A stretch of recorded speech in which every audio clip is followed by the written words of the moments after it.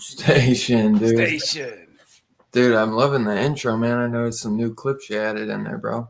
Yeah, man, changing it up, man. I like it, man. Every time I think it's perfect, you add something new, and I'm like, that now it's perfect. Yeah. And then I'll see a new one, and I'm like, cool, bro. Like, so I notice those little switch ups every now and then. Station.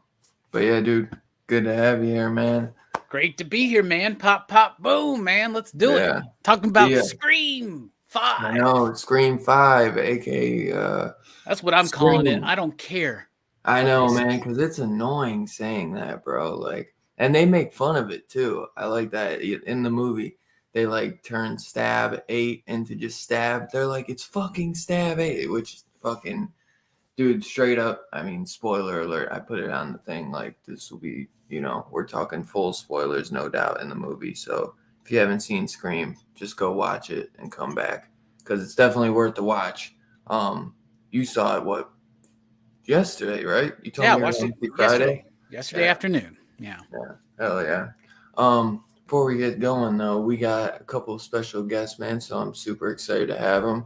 My man with the Jason Cup. What up, dudes? My brother? What up?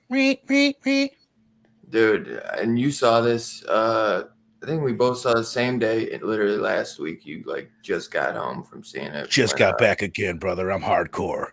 I went and saw it again today. Did you go see it again today? Yeah. Hell yeah.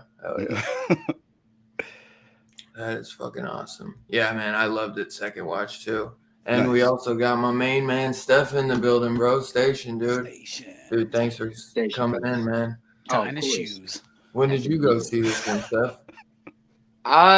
Wednesday. Wednesday? Yeah. Dude, I was super glad that you said you wanted to join, man, because this is one, bro. I just been wanting to talk about this one, as soon as I went and saw it Saturday, I went and watched every YouTube video I possibly could on the spoiler alerts, just trying to hear everyone's side of it. For the most part, I mean, I didn't really find anyone that didn't like it. I know there are people that don't think it's perfect, but man, for the most part, I feel like a lot of people do yeah, I'm sure. Yeah, I know I'm gonna come across someone that don't like it. I watched this one show, the weekly pop culture wrap up. That guy seemed like he might not have liked it, but I'm not sure. I was reading between the lines. What's that channel's name? I always forget, dude. That guy's a douchebag, I've heard.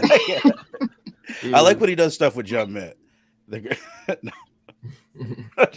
Are they still doing those videos? They're coming back. They're doing something soon. I can tell. They're on the rise of coming back. But I think that guy, he's not a big Scream fan, to be honest. He loves Scream. Is he? I don't know, man. I can never tell with him because he's so, I was Ghostface twice for Halloween. Okay, twice. Man, I was Ghostface probably like for 5 years in a row. That's because you cheat. That's because you cheat, man. 96 and 97. Yeah, that too. He was a different killer underneath, though. You just couldn't tell. He was Billy Loomis, and he was Stu. He was Billy's mom. Just looked. And then Scream 4 came out, and Emma Roberts was so great. I was like, I gotta be her now. Like, come on. We're spoiling all the Screams tonight. Right. It was that Culkin kid too, man. Is he? He just looks like him. The long-haired guy's the Culkin kid in Part 4. Is he? He's related to Macaulay he's Culkin? a brother. He's the younger brother. Yeah. I was joking around calling him that. I didn't know he actually was. He looks just like him. I think he's in the show called. I didn't even know that. That's crazy. Yeah, that is crazy. Before we get into the review though, let me see. I think I got maybe a couple things for the news this week. Robbie, you got anything? I feel like can't remember if I sent you something. Well, I got something here. Yeah, there was something I sent you that I wanted to say for you. I don't remember what that one is. I sent it to you on IG, but you'll remember when I tell you. Yeah, I'll remember it when you tell me. James Tynion, Lissandro Estherren, and a series of like nightmare sequence artists are going to be doing Sandman Universe Nightmare Country, which is going to be a Corinthian-centric series. So James Tynion back doing DC horror, but over in the Sandman line with the Corinthian. I'm really, really pumped for that. Nice. What was that? This ties into what you were just saying. But what was the OnlyFans for comic book creators? What was that called? Substack. How quickly that came and went. I'm sure people are still using it, but where's the hype for it? The hype is gone. Hype is gone. It's because it's kind of like anticlimactic. It's like you get an issue here and there, then they take some time, or you get a half an issue here and there. Right. I'm still waiting on Hickman issue number 1. Haven't got see what I'm working on in between. Right. It's kind of crazy. I just read Tynion's stuff that he put out, and what he's put out is cool, but it's just you can see why there's no hype because it's not I don't know, it's not that kind of thing. Yeah. And you did the whole year, right? Yeah. Well, that's the fucking thing, dude. He hasn't put Robbie was like, Hickman hasn't put anything out yet. Now, granted, here's what I've got from Hickman. I watched a Grant Morrison interview. That was cool. There was all sorts of technical problems, but it was cool. Hickman and Morrison, and then Hickman and oh crap, who was it? It was someone really cool. It was a bunch of cool creator interviews. Who was it? I'll think of it. And then a couple like live draws with Hickman and Mike Del Mundo, where they're just hanging out, and Mike Del Mundo talks about how uncomfortable he is doing this a good chunk of the time. Nice. But it's cool. Wouldn't it be better though if, like, instead of something like that, you got to see live footage of Jonathan Hickman writing and creating content for Substack? Yeah. Right. I mean, they're dropping all sorts of other stuff. Like, oh, this is what Al Ewan's talking about with the religion, and Rom V's did this and that. And it's all data pages, man. Yeah. It's all data pages. It's exactly what it is, dude. Those infographics Hickman's so fond of. Oh, it does. Brian K. Vaughan was the other interview with Hickman. Oh. Don't get me wrong, that was great. That was like one of the coolest podcasts that I've ever listened to on comic books. It was really, really good, but it wasn't worth the money. Tynion's, at least I showed you guys before, but Tynion's given. I just sold the one comic that he sent me for $190 on eBay. So, you know what I mean? There's that. Yeah, he's giving back, man. That's nice. Yeah. Yo. Damn. Hickman, not so much, unless you're really into Dune. If you're really into Dune, then you like Hickman's more because he talks a lot about that when it was big. Yeah, I might have to check that out then. But the Corinthian's a really cool character that, like, really came and hit real hard in the book. But there's not much in the Sandman actually focused on the Corinthian, right? They've done a miniseries before, so it's gonna be cool, I think, to see Tynion do it. And Estherren is the artist on Redneck. But there are times, and his artwork there looks really kind of raw and rough. Yeah, very scratchy. Yeah, right, very scratchy, right. And there are other times where, for instance, he did the Strange Skies over East Berlin, to which I always way. Yeah, that was him? Skies over East Berlin. Me and Jay Strick came up with that ditty. But yeah, he did the artwork in that. So I hope they veer more into that kind of a way instead of we've lost half of our show. Look at that. Star, you just made me want to pull out both Redneck and Strange Skies now. I'm pretty sure he did Strange Skies over East Berlin. Yeah, right? I'm going to be really embarrassed when it's not. Strange Skies. No, you're right. Nice. Yes, Boom. Hey, Never doubt yourself. I know everybody. you were doing that like horror comics this week that you liked. I was gonna do a new segment that we could talk about. I forgot like, all about that. I'll be right back. Hold on. Okay, good talk, Robbie. But yeah, I forgot. Like a lot of times it won't work for him though, because he might not watch another horror movie than what we're reviewing. But like, say like I found out a fire ass movie that came out in 2017 from this guy I watch on his YouTube channel, and he mentioned this movie, and I had heard about it, so I just went back because all he said was he's like, this movie's like The Thing meets Hellraiser. John Carpenter's The Thing meets Hellraiser. So I was like, I'm sold. You know what I'm saying? That's all I need to hear. And I go look. I'm like 2017. I'm like, cover looks like a throwback. It's called The Void. So I go and watch it because it's on. I think it's on Amazon Prime. If not, I think I have it through like AMC Plus or something since I have Shudder. I can't remember, but I watched it. Fucking incredible. So good. It's called The Boy. I literally wanted to go buy a Blu-ray like right off rip. What'd you say though, Steph? You said it's called The Boy? The Void. The Void, okay. The Void. Here, let me see. I'll pull up like a cover for it.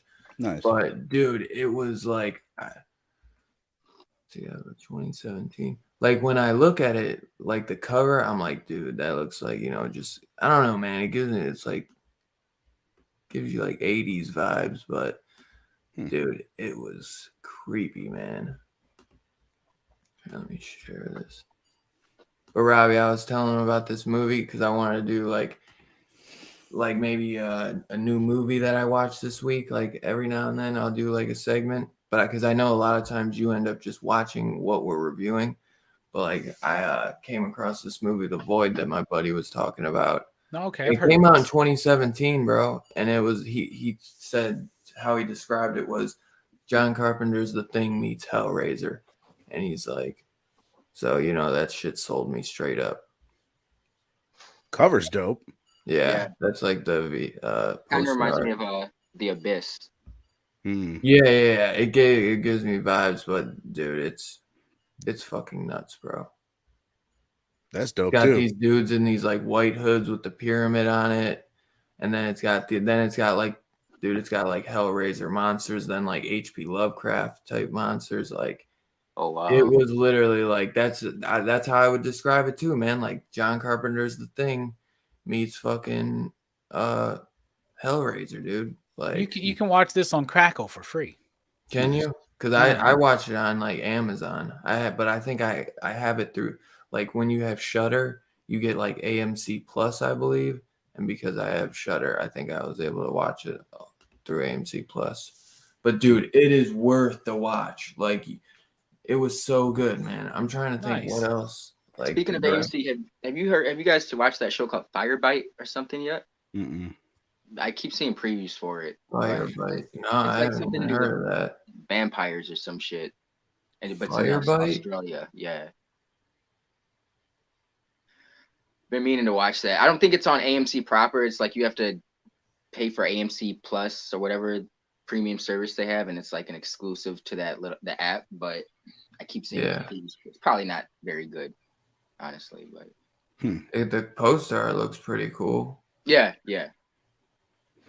I've been watching the Scream TV show, Robbie, just because you mentioned you were going to do it next year. Did you watch it? I've never watched it. Okay, all right. I watched it. I actually like if you can get past the Mask. I like the Mask. I actually kind of liked the first season. The second season was pretty good. The third season they got the Mask back for season 3.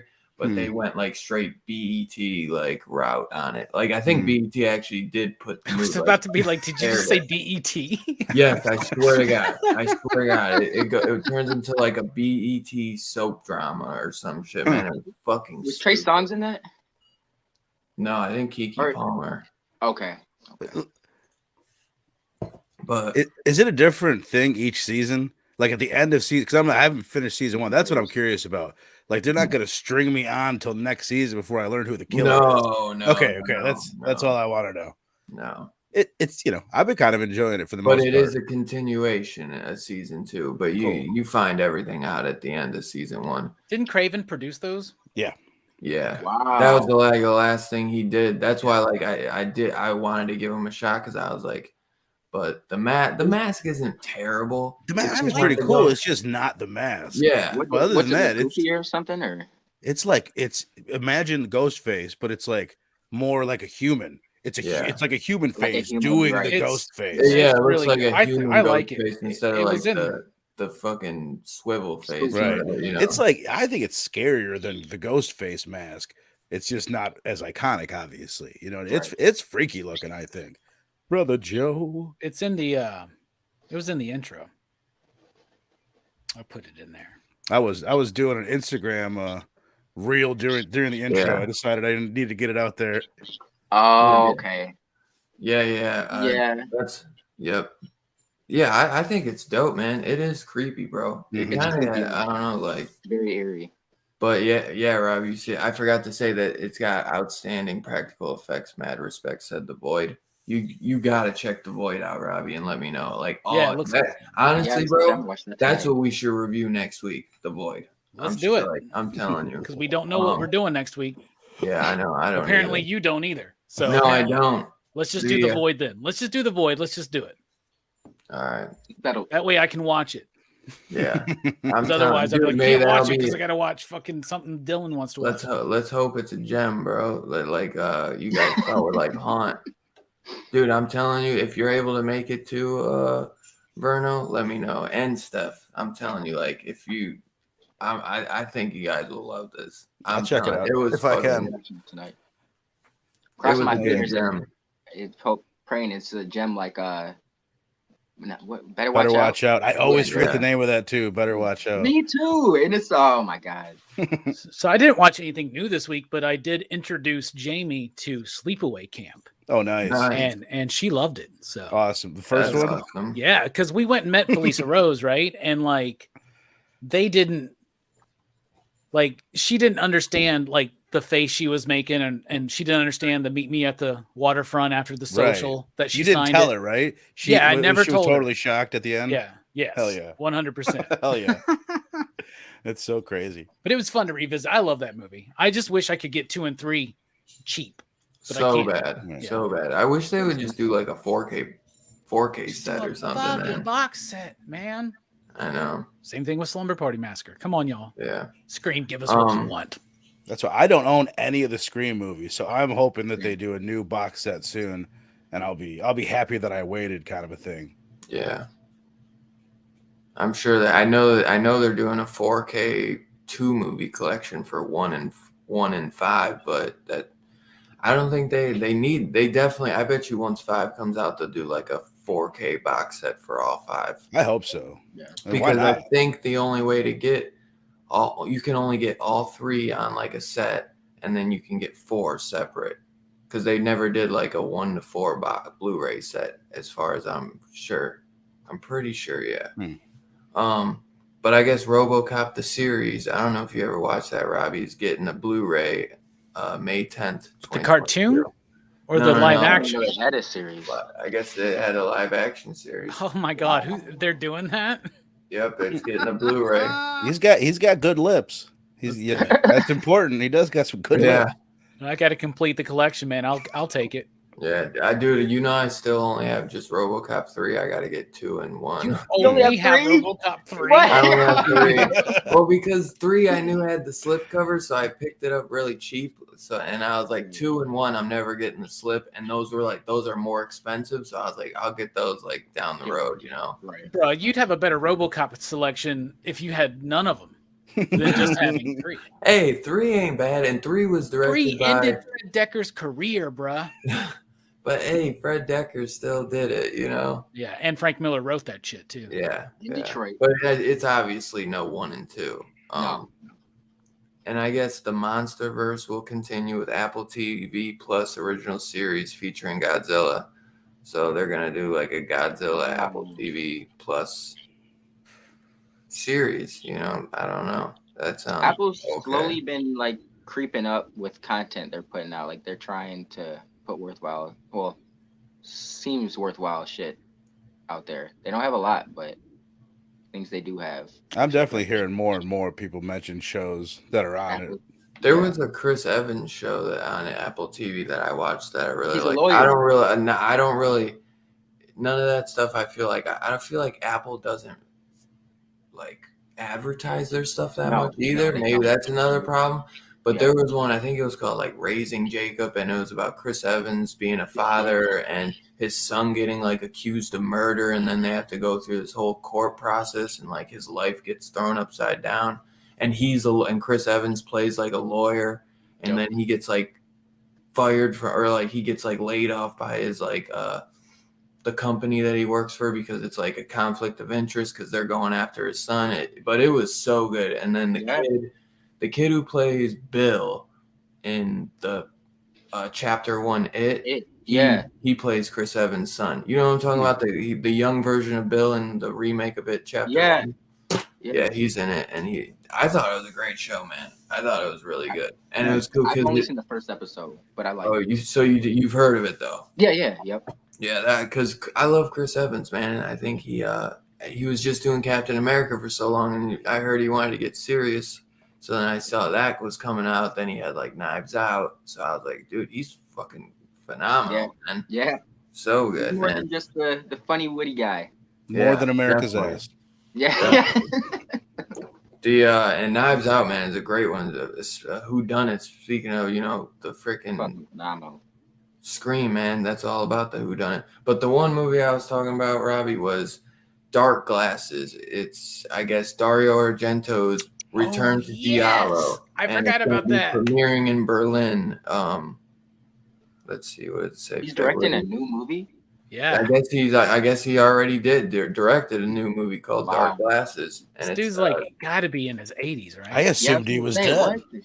No, he's alive. He is 81 years old. Nice. Still doing it. Yeah, I was gonna say 81. I'll tell you what, though, the last 20 years of his career, not very good. Right. Yeah. Yeah, I could see. I could see him just. Who knows? Did he release anything in the last 20 years? Or oh yeah, dude, he did that Dracula 3D with Rutger Hauer. He did Mother of Tears. Right. I watched that one. That one was tough. Yeah, I saw that Dracula 3D. Yeah, but I'm a completionist, man. So eventually, I'm gonna have them all. But I'm excited for anything. He did that movie called Giallo with Adrian Brody. Yeah, and that's not bad. I got that on DVD. That's probably the last good one that he did. I don't know. I don't want to be too harsh on him because I love him, but dude's fucking weird. Hey, man, it happens. Some don't know when to quit. But the more you learn, I became such a fan. I tried to learn everything I could about him. And there was a point where I was like, I have learned too much about Dario Argento. Now I look at him kind of like as a terrible human being, maybe. I don't know about that because he feels like I feel like he wasn't a terrible human being necessarily as bad as he could have been because he let a lot of that shit out in his movies. I feel the same way about Wes Craven. Craven was had some shit churning in his mind for sure. It was the shit churning in his mind was always the shit that's churning in ours, Right. And that was the point, is that we're capable of all of this, from his very first movie, Last House on the Left. Like the point of that movie isn't that this group of 3 criminals like rape and kill these 2 girls. It's that the parents enact a revenge that feels as gruesome as the murders. Right. Yeah. And it's showing you that we are all capable, if provoked in a certain way, of certain things, certain acts. Yeah. He carries that in his movies with the parents of the community burning up Freddy Krueger, right? Mm. Yeah. People under the stairs, things like that. What we are capable of. Yeah. Very true. Hey, how about this week in horror comics, Dylan? Yeah, go ahead. I was gonna say before you do, I'll tell you what. Looks like Chucky got nominated for GLAAD Media Awards for Outstanding New TV Series. Nice. Cool. Hell yeah. That's good to hear for a horror series to get a freaking nomination. Still need to do an episode on season 1, I say, man. I know, man. I know. I do want to. Should rewatch it. That'd be cool, man. I kind of, that's cool that they're getting nominated for that, because that is something like they kind of, that was not a prominent part of the show, but it didn't feel like, it felt like the whole kids figuring out the relationships with each other. And It we felt talked natural. about It it like wasn't. every week too. Like It I was almost charming. wish I would have put like Yeah, something in yeah. the week to weeks, because literally every intro we always like fanboyed over it. So that was a fun, and a lot of times I feel like we get sick of the week to week shit, and like only like that and Marvel, like the Marvel stuff we always talk week to week. I feel like, and then like that, like I was like, that's Yeah. cool that like we were like, and we were always fanboying out about it. Yeah. So I'm glad it got the love it deserved, you know, Yeah. that it wasn't just like us. Especially on the channel, you know, what was it, Sci-Fi? Yeah, That right. can be hit or miss, you know, like Big time. Yeah. Big time. It's handled in such a well done way, man. Yeah. So the first one I want to talk about was my pick of the week. I don't have it with me because I actually don't buy this book because it didn't impress me as much after issue 2 for a few issues, but now it's just been giving me slam bang hit after slam bang hit. And it was Silver Coin issue number 8. This is the Matthew Rosenberg issue, and it's got my cover of the week, and it is absolutely really cool, right? So check it out. And then from Dynamite, we got the Purgatory. I got the TMNT homage cover from Ken Hazer. Purgatory has been a pretty fun book because it's not taking itself too seriously, and it's sexy. What you expect from Dynamite, doing what they do, but it's pretty fun, and the artwork's pretty solid. So I said Dynamite. Purgatory's been pretty fun. King Spawn. This is becoming a must read. The story is solid, but the artwork on this book, like you haven't seen anything like. I mean, you have. It's not breaking new ground or nothing, but like the artwork in this book is freaking amazing. Oh shit. Yeah, that's fucking fire. If you like fucking Spawn, if you like great, just dynamic artwork that's spooky and scary. I'm trying to find this one moment in particular. Bruh, look at that. Wow. Hell yeah. Look how scary they're making Spawn. This is the true horror aspect of Spawn. Then we got Dan Waters coming back with Homesick Pilots, issue number 11. Blew it away. Loved it. I was really worried. At the end of the last arc, everything was about to hit the fan. And then the arc ended. And I was worried they were going to do like a months later kind of jump. They don't. This is nothing but like 2 ghost mechs fighting each other. It's really awesome. That's a great book. And Crimson Cage, issue number 2, Macbeth, through the territorial wrestling scene of the 1980s. This book is crazy. So when the murder finally happens in this book, because it's based on Macbeth, I just want to show you how bloody violent that is. And this is Alex Cormack, John Lees. No way. Yeah, this is really, really gnarly cool. Alex Cormack's probably like he's probably my favorite artist of all time, dude. I fucking love Alex Cormack. Like horror wise, Sync, all that he's done, bro. Some of the bloodiest, most bizarre art I've ever seen. He has like this picture I gotta exit you. Pull me off. That was This Week in Horror Comics. And John Lees is a big fan. I've chatted with him a couple times on the channel. Big fan of horror and a big fan of wrestling. And that comes across very well. And apparently a fan of Shakespeare. So can't go wrong. Right. I haven't got around to that one yet. I have issue 2. I think issue 1 was my pick of the week at the time. So I'm excited, man. Yeah, that looks badass. I'm gonna have to check that out. Crimson Cage. I'm assuming you know the story of Macbeth, so I hope I didn't spoil it when you found out that he actually stabbed the dude. No, I actually I didn't know it. I looked up a YouTube video just because I was curious. Me and Nick were talking about it. Like I saw the play in high school, but I didn't remember it. But I looked into it just so I could see the beats as they happen in this. Apparently, there's the newer version of Macbeth, like cinematically, is really good. I think John was saying that, and I think Brian told me the same thing, that same show. So Macbeth's not like Hamlet. Like I love Hamlet, the Kenneth Branagh one, the Ethan Hawke modernization of it. I took this off Alex Cormack's YouTube page or Instagram. Hell yeah. Dude, so sick. That's great. He's a great fucking artist. Road of Bones, Sea of Sorrows, Sync, like you said, and now Crimson Cage, bruh. I just found this free comic book day from like 2015 or 2016. I posted a few weeks back, but it had Lee's short story by Lee's written in it and a short story drawn. They didn't work together on that, but I just thought it was kind of cool that they were both on this issue, and they later on went to work together. Hell yeah. Hell motherfucking yeah. Hell yeah, man.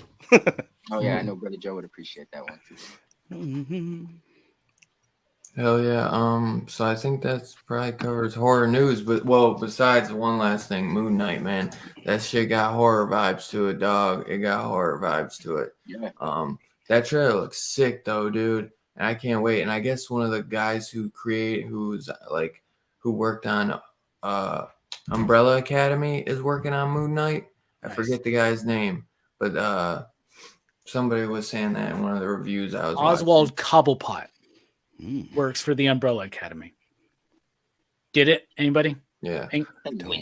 Was that I thought that was a good nerd joke. I'm sorry.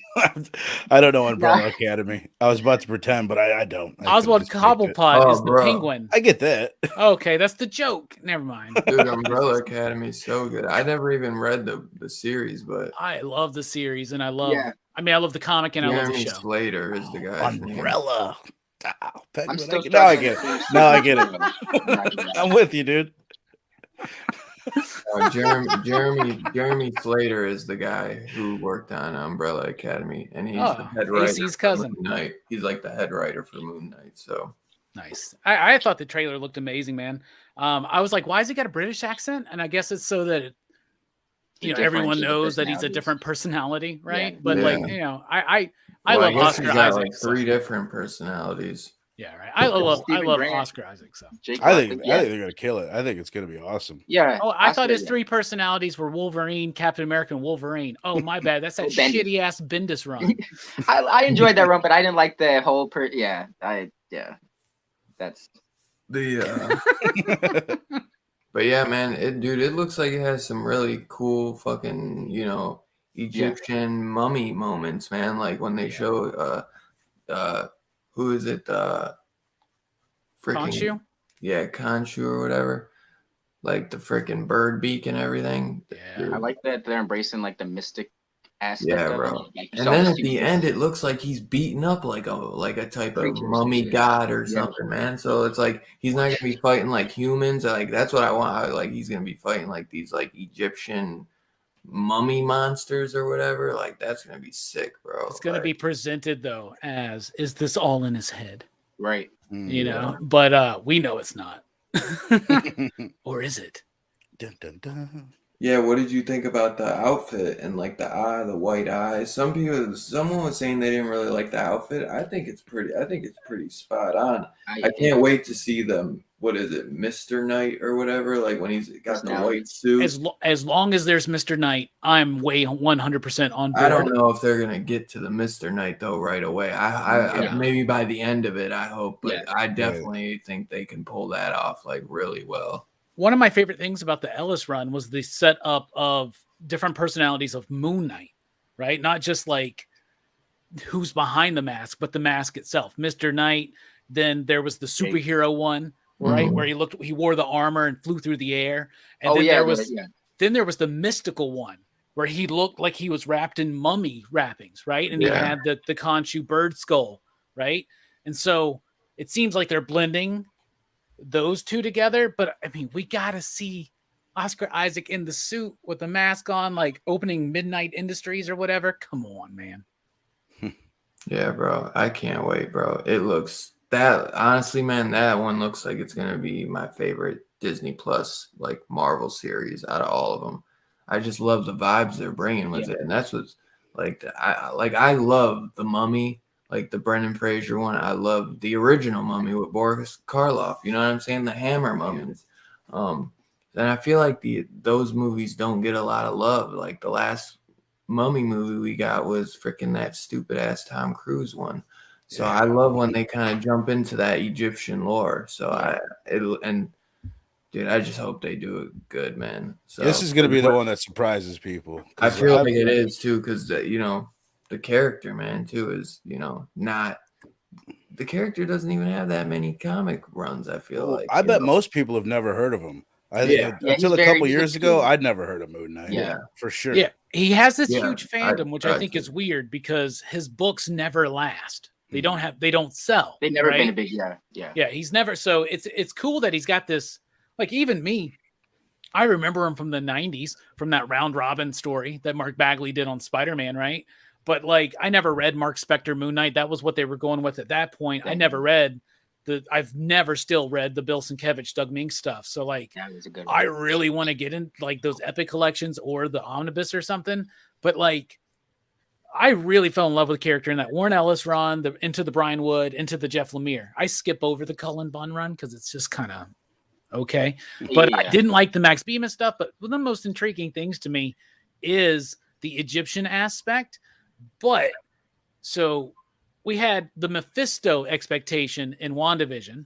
Then we had the expectation in Loki of Kang, which came true, kinda. The big expectation on this one is Victor Von Doom because of there's a bit where he's driving a truck and you can see Von Doom like Industries or something like on a box. Or Von Doom something. I hope Von Doom's not some kind of like replacement for Stark, like Von Doom Industries, and he's a corporate guy. Come on, don't do that. King of a country. Come on. Anyway, this is going to probably be the biggest disappointment. Everybody's expecting Doom to show up, and he probably won't. In Moon Knight? Yeah, people are already thinking that. They're specking on it. That's stupid, man. Just That's like right now, like you by said, your first it's another appearances. Mephisto thing. Like They want fucking like this random like the introduction of Doom is gonna make or break the series, and it's like just give the show a shot for being Moon Knight, you know. Then again, I said the same thing about Kang in Loki. So yeah, but that man, that like kind of needed it, man. Like to be honest, like otherwise, what the fuck was it gonna be, you know? Like, but I could see him going the Stark route with Doom. I think it'd be weird in the MCU to have someone the head of a country. Like I mean, don't get me wrong, they could pull it off, but I could see him not doing it too, just as much. Yeah. But like they got to learn their lessons. Those Tony Story FF films where it was Julian McMahon and he was like the corporate Victor Von Doom. Like it didn't work. It doesn't work that way. Like Victor is not a corporate guy. Victor, that regality that he has he's got to be the ruler of Latveria. Come on, y'all. Do not go ultimate. Do not go just don't. Well, just, it would make just sense do that they should have him be that way too, because then it'd be like, well, why? Where has he been this entire time? It'd be like, well, he's been busy running his own country, you know? Yeah. They didn't make Thanos something that he wasn't. You know, they did Thanos right, so you got to do Doom right, right? And you got Thanos right, do Doom right, and that's very important that he's the ruler of a country or on his way to becoming a ruler of a country, but don't do any of the weird shit that they've tried and obviously didn't work. Dude, speaking of Thanos, I gotta say this because it's kind of crazy that Eternals kind of put in perspective why he might have done the snap. You know, that him and his brother might have been an Eternal. Well, they had to be Eternals for their planet Titan, and fucking maybe that's why he wanted to, because getting rid of half the population would kind of fucking stop the birth of Celestial. I forget his name. It was like Tatum or some shit, man. But yeah, bro. I'm sorry, you said Eternals, and I know, man. I zoned out, bro. I'll be honest. No, you're good. Yeah, I know that movie was fucking crazy, stupid. I'll probably watch it again. I went to the theater and saw it twice, but I do want to watch. I do want to. watch it I just couldn't get into it, man. The characters just weren't like that appealing to me at all, man. Like, but and the funny, like Gilgamesh, I thought he was pretty cool. Like Angelina Jolie was interesting, but Gilgamesh, like, was my favorite. Gilgamesh, yeah. And then who was the Indian movie star? Kingo. He was pretty cool. Yeah, he's my favorite. Dope. Yeah, me too. Yeah, I'll take a Disney Plus show about his valet. Yeah. Yo. You didn't even need Kingo, just the valet. I would probably take that. It has to have Kingo too. Yeah. All right, though. So plus, dude is like ripped, jacked. Yeah. Oh, he got kind of hot. For that. Man, he got super jacked. Yeah. They were putting pictures. I'd seen some pictures of him like leaving the gym, getting ready for that. It was like, holy shit, he did not look like that before he got with MC or Marvel. Not at all. That was Meanwhile, you got Robert Pattinson like, I don't have to lift weights, do I? I don't think Batman necessarily needs to work out. Right. You wouldn't have time, honestly. True. Yo, did you guys hear about the runtime though? 3 hours. Dude, yeah, I heard about that. 255, man. That's crazy. That's with credits. So, like 245 without him, dude. Yeah. It's a long Batman movie. It better make that pay off because that's crazy. Yeah, better be interesting. I could see them cutting a little bit. We'll see though. I could see it. It's still 2 months away. Like, true. Yeah. But I don't give a fuck. I'd go see 3 hours. Yeah, I'm still gonna go watch it. I'm going. Yeah. Dude, dude, it's got like fucking Whodunit 7 vibes, bro. Like I'm all the way in for that, bro. And if it's 3 hours, it's probably like fucking like it's supposed to be a year 2 Batman. Like, yeah, it's probably at least giving us a good character development and growth, you know. So that's what I'm expecting, man. I think it's gonna be fucking incredible, man. So I can't wait. I hope so, man. We'll see. I really am hyped for that, man. Yeah, the whole me too. Vibe, everything, the atmosphere, the cinematography, the music. Dude, that's another thing with Scream 5, bro. The fucking music is so good. Yo, speaking of, I forgot how much I love that song. Every time this is random, but doing Gale with me, it is a down, down, down, down, down, down. You guys remember that? Anytime they like see each other, like I love that little. Yeah, I never noticed it. It's anytime that Dewey and Gale see each other. Yeah. I never. I know what you mean though. I know exactly what you mean because it kind of every time they like come together, then it kind of everything slows down. They make it like slow down, and if you forget that there's a fucking killer on the loose for like the 2 minutes that they're talking, you know? Exactly. Yeah. But, yeah, dude, that was great. They even give him his little cowboy western like music too that they brought in from Scream 2. So that was awesome, bro. Dude, Dewey is fucking badass. So we might as well get into Scream 5, man. Like I said, spoilers, you know. And dude, SoFlo Jim, bro, good to see you, man. It's been a while since I've seen you in the chat, my brother. But dude, this movie was fucking awesome, bro. I had so much fun. I thought it was such a fun theater experience. Like if you haven't seen it, I highly recommend going to see it in the theater and then coming back and checking out this spoiler review because this is gonna be I feel like we can do a good deep dive on this one. And I watched it again today for the second time, maybe even like the third time. I didn't watch it 2 times fully after. I think I watched it 1 full time and then I fell asleep at like the last 30 minutes. But dude, at the theater? No, man. But you got a bootleg? You got a? Did you record it? What? Send me a link, bro. I found a site. Yeah, I do have a site if you guys. Nice. Yeah. I'll take it. I've paid for it twice. I won't feel bad about that. Yeah. The cam footage? Dude, no, it's actually pretty, and it's bro, it's good footage, bro. People say that exact same thing, and then I see fucking people getting up and walking in front of the goddamn camera. This one wasn't bad. High definition camera. This one wasn't bad, bro. Like it was actually, I was surprised. Filmed on an iPhone in cinematic mode. It was really watchable. I mean, obviously, it's not gonna look perfect, but for what it was, I was like, yeah, this is definitely watchable.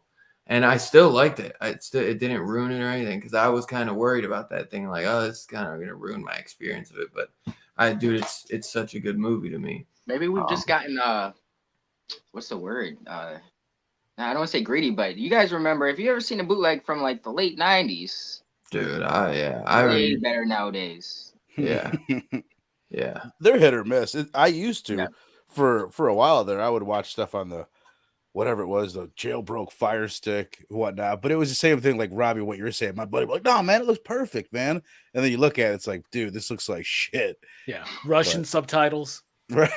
Yeah. Oh no, I'm not saying it looks perfect, but I'm saying it's watchable for sure. Right. I mean, I'm not even joking. Send me that link when we're done. I'll watch it again. Dude, it's so good, man. And because I wanted to go to the theater again, but fucking I totaled my car, bro. So there's nothing I can fucking do, man. Right. So and I've been like fucked up. I didn't even want to go nowhere, bro. At this point, like it sucks, bro. But dude, I fucking love the movie, man. It was great. Like, and besides Dewey, I didn't even need fucking Sydney or Gale. Like Gale, I mean, you kind of have to get Gale because of Dewey and them. You gotta have that interaction. But as soon as fucking everything happens with Dewey, I basically knew. I was like, okay, now that's gonna bring Sydney now. Fine, that's gonna finally bring Sydney along. But to them, like that's what I feel like they needed was the new cast to be able to work. It didn't have to be about the OGs, and I think that they made it work where I didn't really need the OGs except Dewey. I needed Dewey, man, because Dewey, this was my favorite Dewey of them all, bro. Just that scene, bro, like where he's like, I gotta shoot him in the head, he's like, who fucking cares? Like, I do, It's not that serious. I Unload like the line. got the bullets dropping to the shells dropping to his feet. Like I just love that fucking camera angle, and then while he's walking down the hall, I think he has the cowboy music playing at that moment too. His little anthem cowboy music that dude, it's just so good, man. And I like that line right before he did that, where they're like, he's like, it's not that serious. Like there's something, but don't care. And he's like, I care. And then like the elevator door shuts. You knew that was a wrap right then. You knew it, dude. I know. I hated it, man. Hated it. But I think the movie did. I mean, there are going to be people who say they knew who the killer was off top. But no matter what, even if you think you knew it from the start, I guarantee your shit jump back and forth from time to time. Like no matter what, even if you guessed it, if your first guess was right, it's still, the way that they definitely had you change it. Like maybe it could be. Exactly, because there obviously, man, everyone is like a fucking besides the guy with the slicked hair back because he gets killed so fucking quick. I'd say, man, everyone is like a fucking red herring, because everyone they make you look at her and you're like, well, why is she chilling back? Like the ping, she's like, oh no, I can't come. So you're like, oh, why is she staying along? So every fucking person, man, even Sam, bro. As soon as she takes those fucking antipsychotics and looks in the mirror and you see the connection of why you're like, well, maybe this is all in her head. Maybe she's fucking doing this. You know what I'm saying? Because she's just fucking psycho. Like, I almost thought they were going to go that route where like that she was like seeing everything and that she was really the killer, like a fucking double personality type thing. And she doesn't know what's going on, but, I'm trying to think who I should have go first. I guess I'm going to have Verno go first or Steph go first, and then we'll loop around because I know Robbie we might want to save Robbie for last. He's being real quiet, so I'm getting real nervous. I'm just paying attention to all the online strips without clothing. Yeah. I like it. I'm into it. I thought it was fun. I enjoyed it. A few times throughout the movie, I was kind of like thinking to myself, I was like, this movie's become super meta. But then I had to look back and like, the series has kind of always been a meta series. Speaking on slashers and stuff from the first one, I think this was the most meta of them.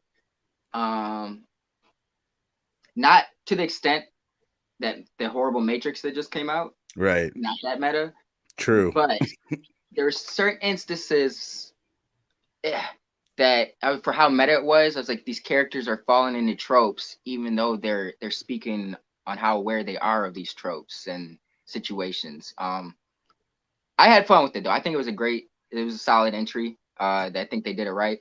I enjoyed the last one a little bit better than this one, just a little bit. But I still think this one was. I think the cast was dope. The callbacks were dope. Like you said, you really didn't need the older cast to continue with this, but it was cool that they like fit some of the characters in. I definitely would go see it. Definitely worth it. Yeah, bro. So you didn't go see it? Yes. He's saying he recommends it. No, I'm just like, did you bootleg it?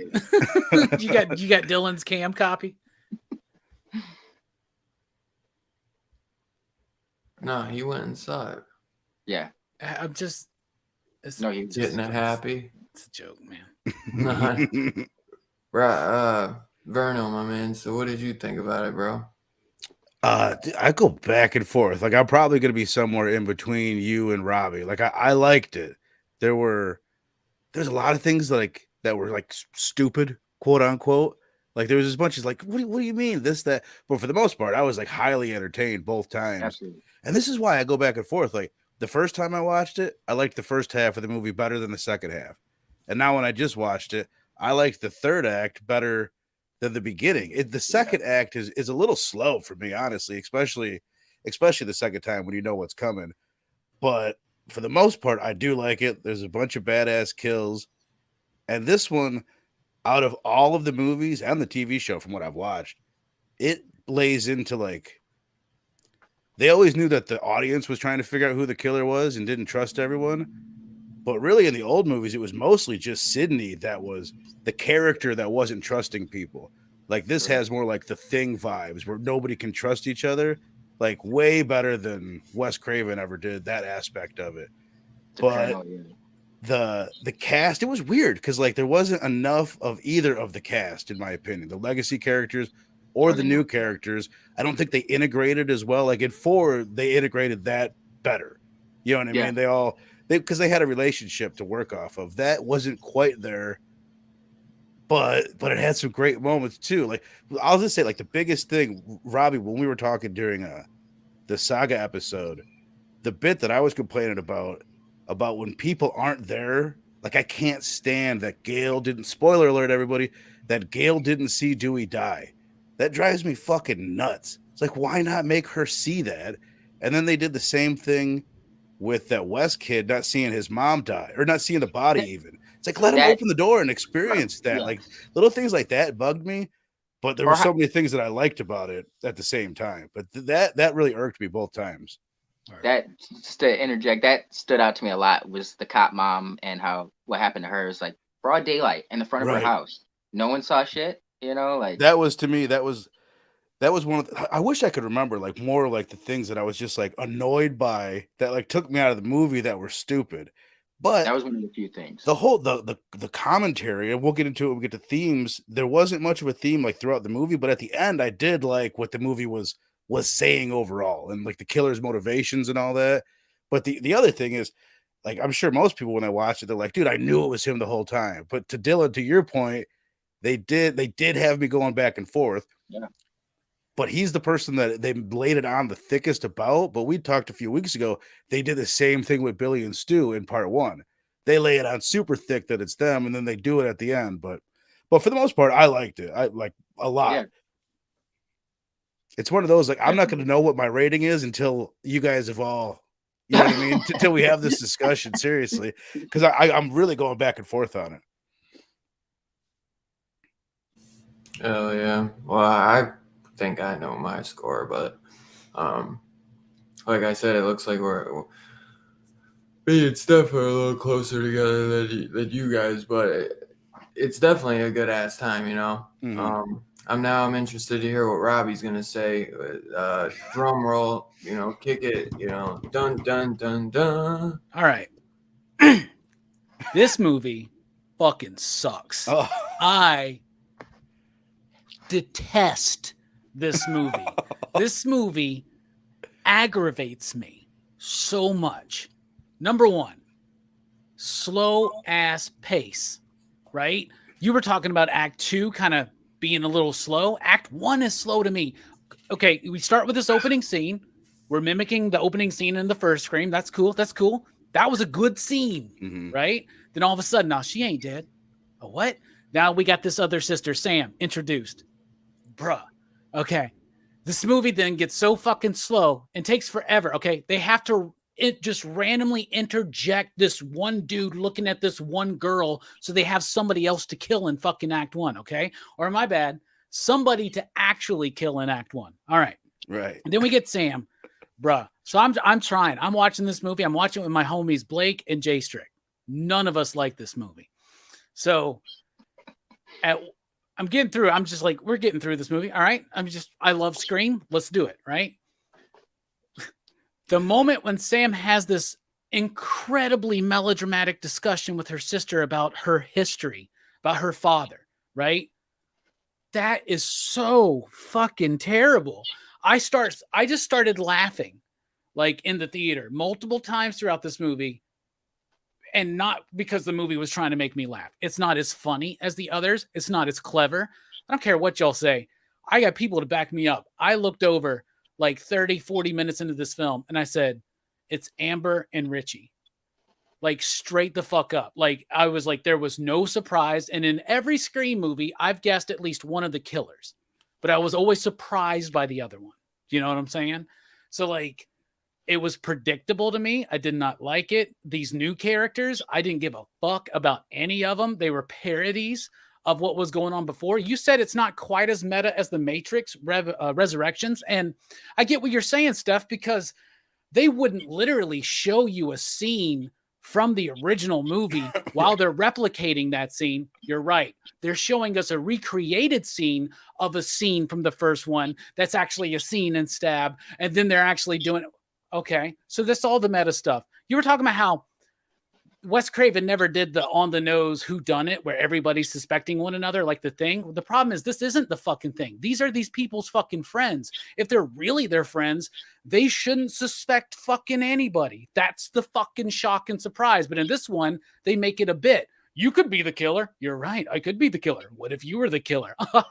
What if you were the killer? So fucking stupid, right? I didn't care about any of those new characters, but I cared about Dewey, Gale, and Sydney until they fucking showed up in the movie. Are you kidding me? You're going to kill Dewey before he has a fucking arc? So you don't even explain the fall of Dewey, I guess just because he went through a fucking divorce, but we don't get a redemptive arc from him. That's not a redemptive arc. That's him being fucking stupid. As soon as he shot Ghostface, why did he not just immediately go over there and unmask the motherfucker?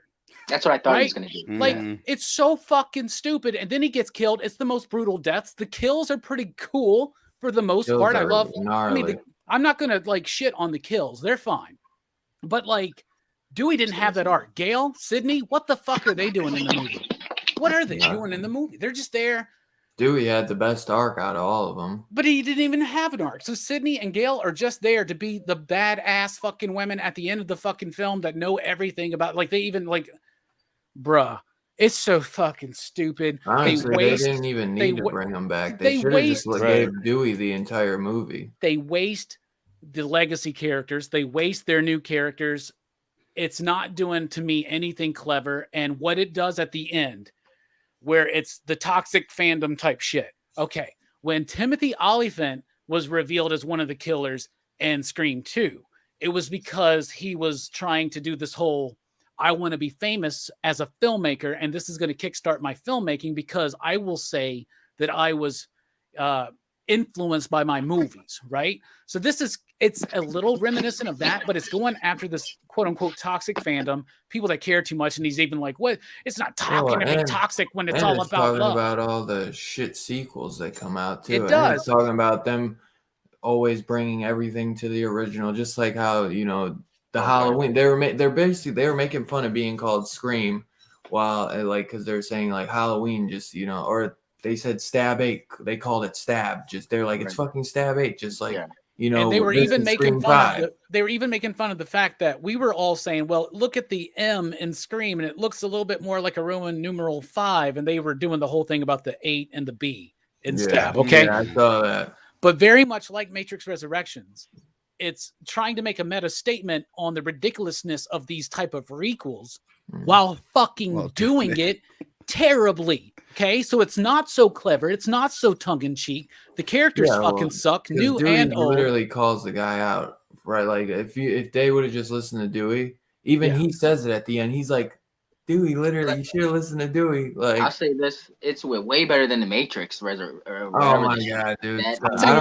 I'll tell you this. I fucking disagree, and here's why. Because I actually thought that regardless, I liked the performances that I was given in the Matrix Resurrections. Keanu Reeves? Oh my god! Keanu Reeves was Keanu Reeves. No, you're not. Keanu Reeves was Keanu Reeves. Yeah, okay? right.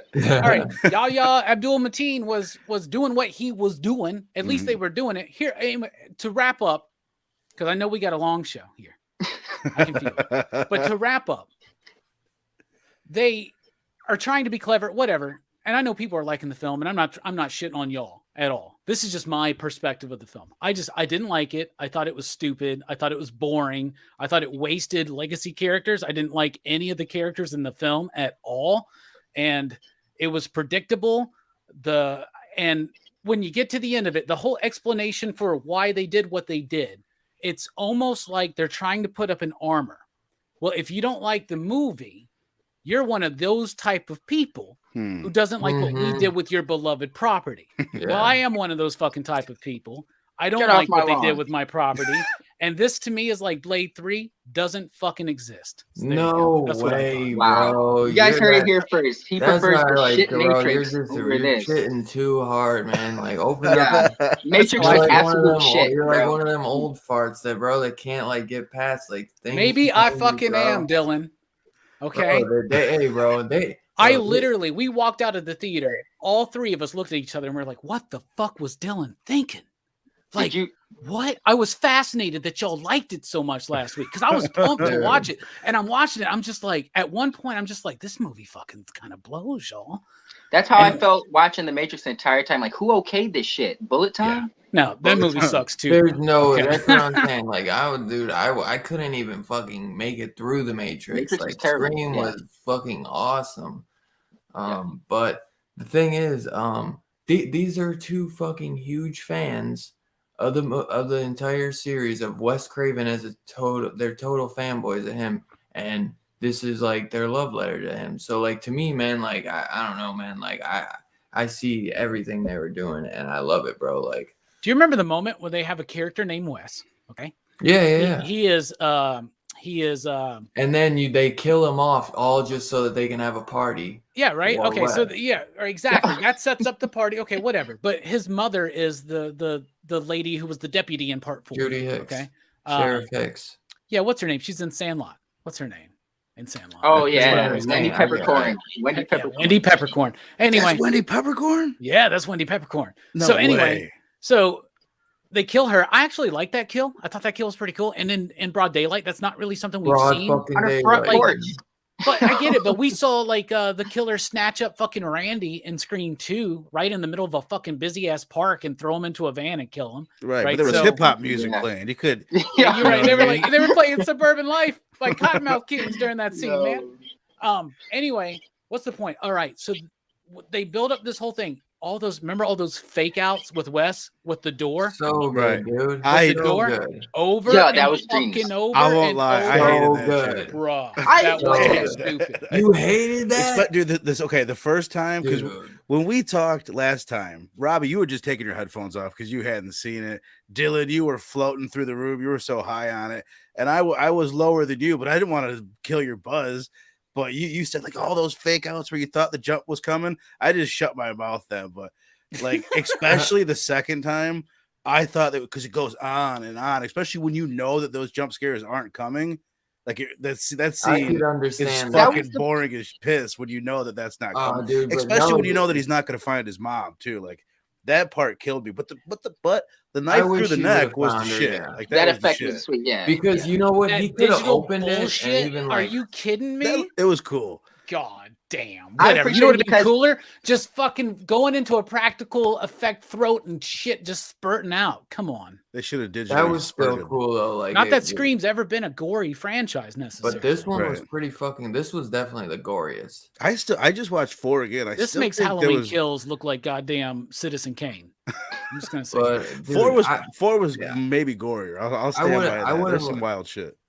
No, definitely. I still think this is gorier, but I agree that 4 is definitely this like right below it. But this one just had more torque in the kills, man, and a little bit more blood. I feel like too. I like that description. More torque in the kills. Dude, I'm gonna steal the shit out of that. Torque in those kills because he was going.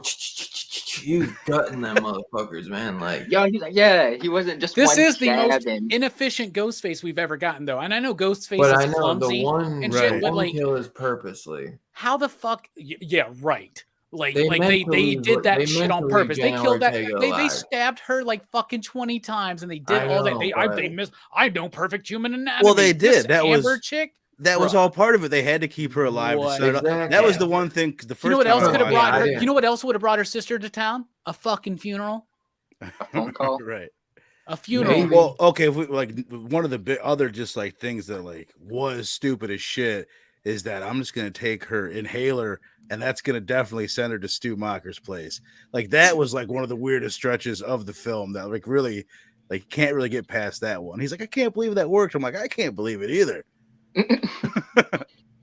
Yo, about I think they make you think that like the little sister might even be in on it because No, Richie's they like don't. Not really. Come on. When they they do first entered- perhaps. Well, when, dude, one thing that I did like is that even once Amber revealed and like shoots the pink-haired girl, Richie still plays it off. Like, he's like, "Oh my god!" And he like starts running. So like they still haven't revealed, even though if you think you knew it, you know what I'm saying, they still haven't revealed yet. Because usually they reveal both killers like at the same time, or like they reveal one and then like a second later they reveal the second other one. And this one, I feel like they played it off for like a couple minutes, so you're still like, well, who the fuck is the other killer, you know? And they want you to think it's the little. I knew the little sister. I'm like, how the fuck? It could never work because she's so fucked up, you know. Well, she was also, what's up with first Sydney scene. just randomly shooting into fucking doors? I mean, Right. I get the Well, I guess idea, so, dude, but come on, bro. because So of she's the how- one who killed her boyfriend in part 2, and he wasn't the fucking killer. She should be like, fuck, if I'm gonna fire, No, I she need to didn't know. kill him. What? Yeah, Mickey killed him. Mickey shoots him in part I 2. thought she shot him. No, he did. She something I forget. He does something, but he shoots her, and then she like covers his hand. I forget though, because she doesn't like. There's something where it's like a moment of doubt, but he ends up shooting him. She doesn't. I'm misremembering there. I'm just saying. Gail gets shot too in the same. She gets taken out of the scene at the end so that she can't be a factor by getting shot in the gut. Yeah, he gets shot in the gut in this There's one. a shitload of parallels. Same thing we were just talking about. Like when he finally does reveal himself as the killer in this one, it's in the same exact spot in Stu's house where Billy first revealed himself. Yeah, which is something I didn't notice till the second time.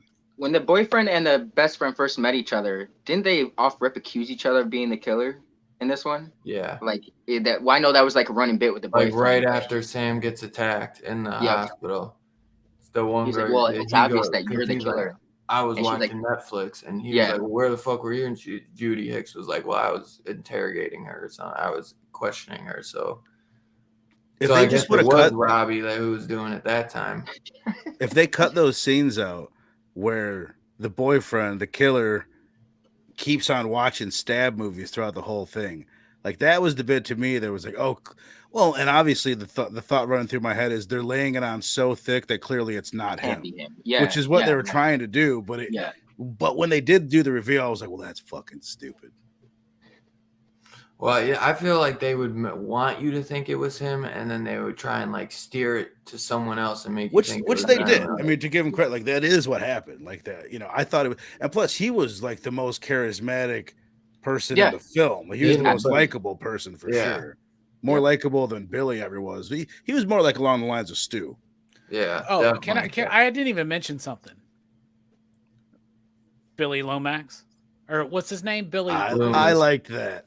That's so fucking stupid. Loomis. You're gonna bring fucking Skeet Ulrich in and then do a bad CG job on him, like she's haunted. It wasn't that bad. Dude, I didn't think it was that bad. I've seen so many people that I love and respect on YouTube that do reviews.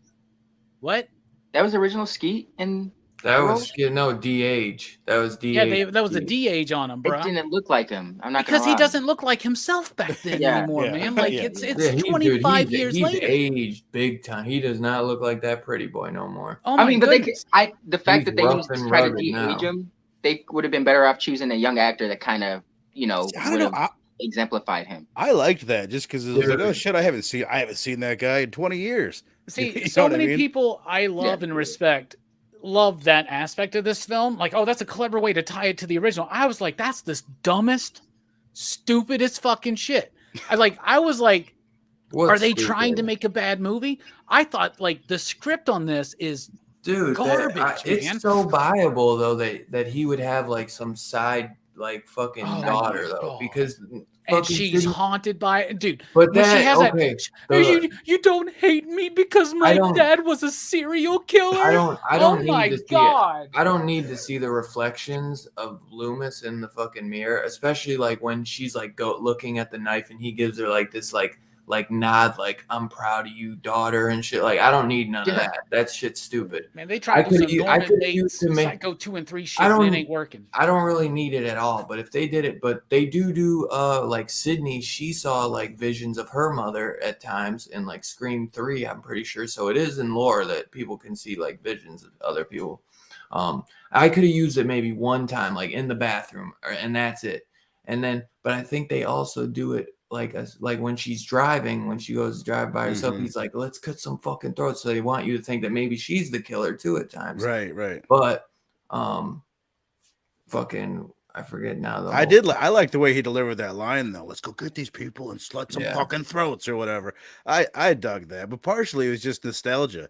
It's like, oh, there's that dude that I used to see in that movie I used to watch. I think it's a good way to bring it back though, because I would totally buy that Billy Loomis had a fucking side chick, because Sydney was never giving it up to him, and they make that a huge point that she never would have sex with him.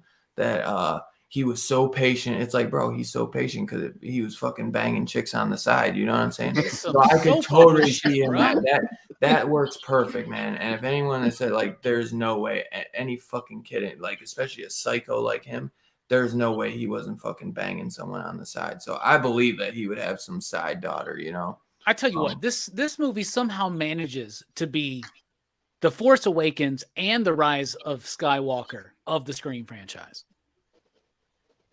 There he said. Yeah, well, they even talk about it being like The Force Awakens.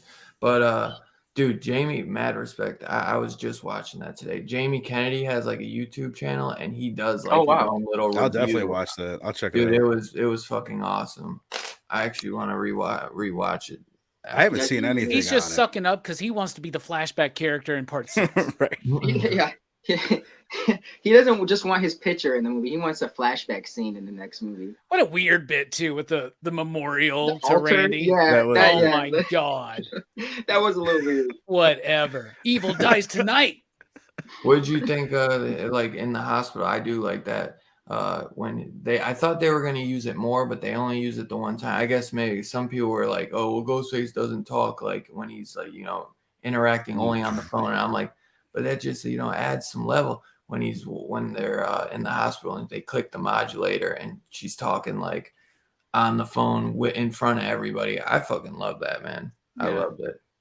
I thought. How about you remember that? I'm sorry. Go ahead. I was gonna say, I thought the opening scene, the voice on the phone was, because that's something that always irks me in the sequels, is how it's never as good as the first one. Like the first one had that best voice. I thought the voice, the same guy, and the delivery, is. Roger Jackson. Same guy in all of them. In all of them? Roger Jackson. He's aged, obviously. So no kid, I thought he's better in this than since the first one. Like I really liked him in that opening scene. But that's how he, like in the original, he starts off casual and then he goes fucking sinister. Like he's incredible. Like that's another thing. Like I feel like you can't do Ghostface without Roger Jackson's voice. Yeah. And I like the exploration on what horror is today, where they were talking about elevated horror, which apparently is A24 films, because that's the only ones they talked about.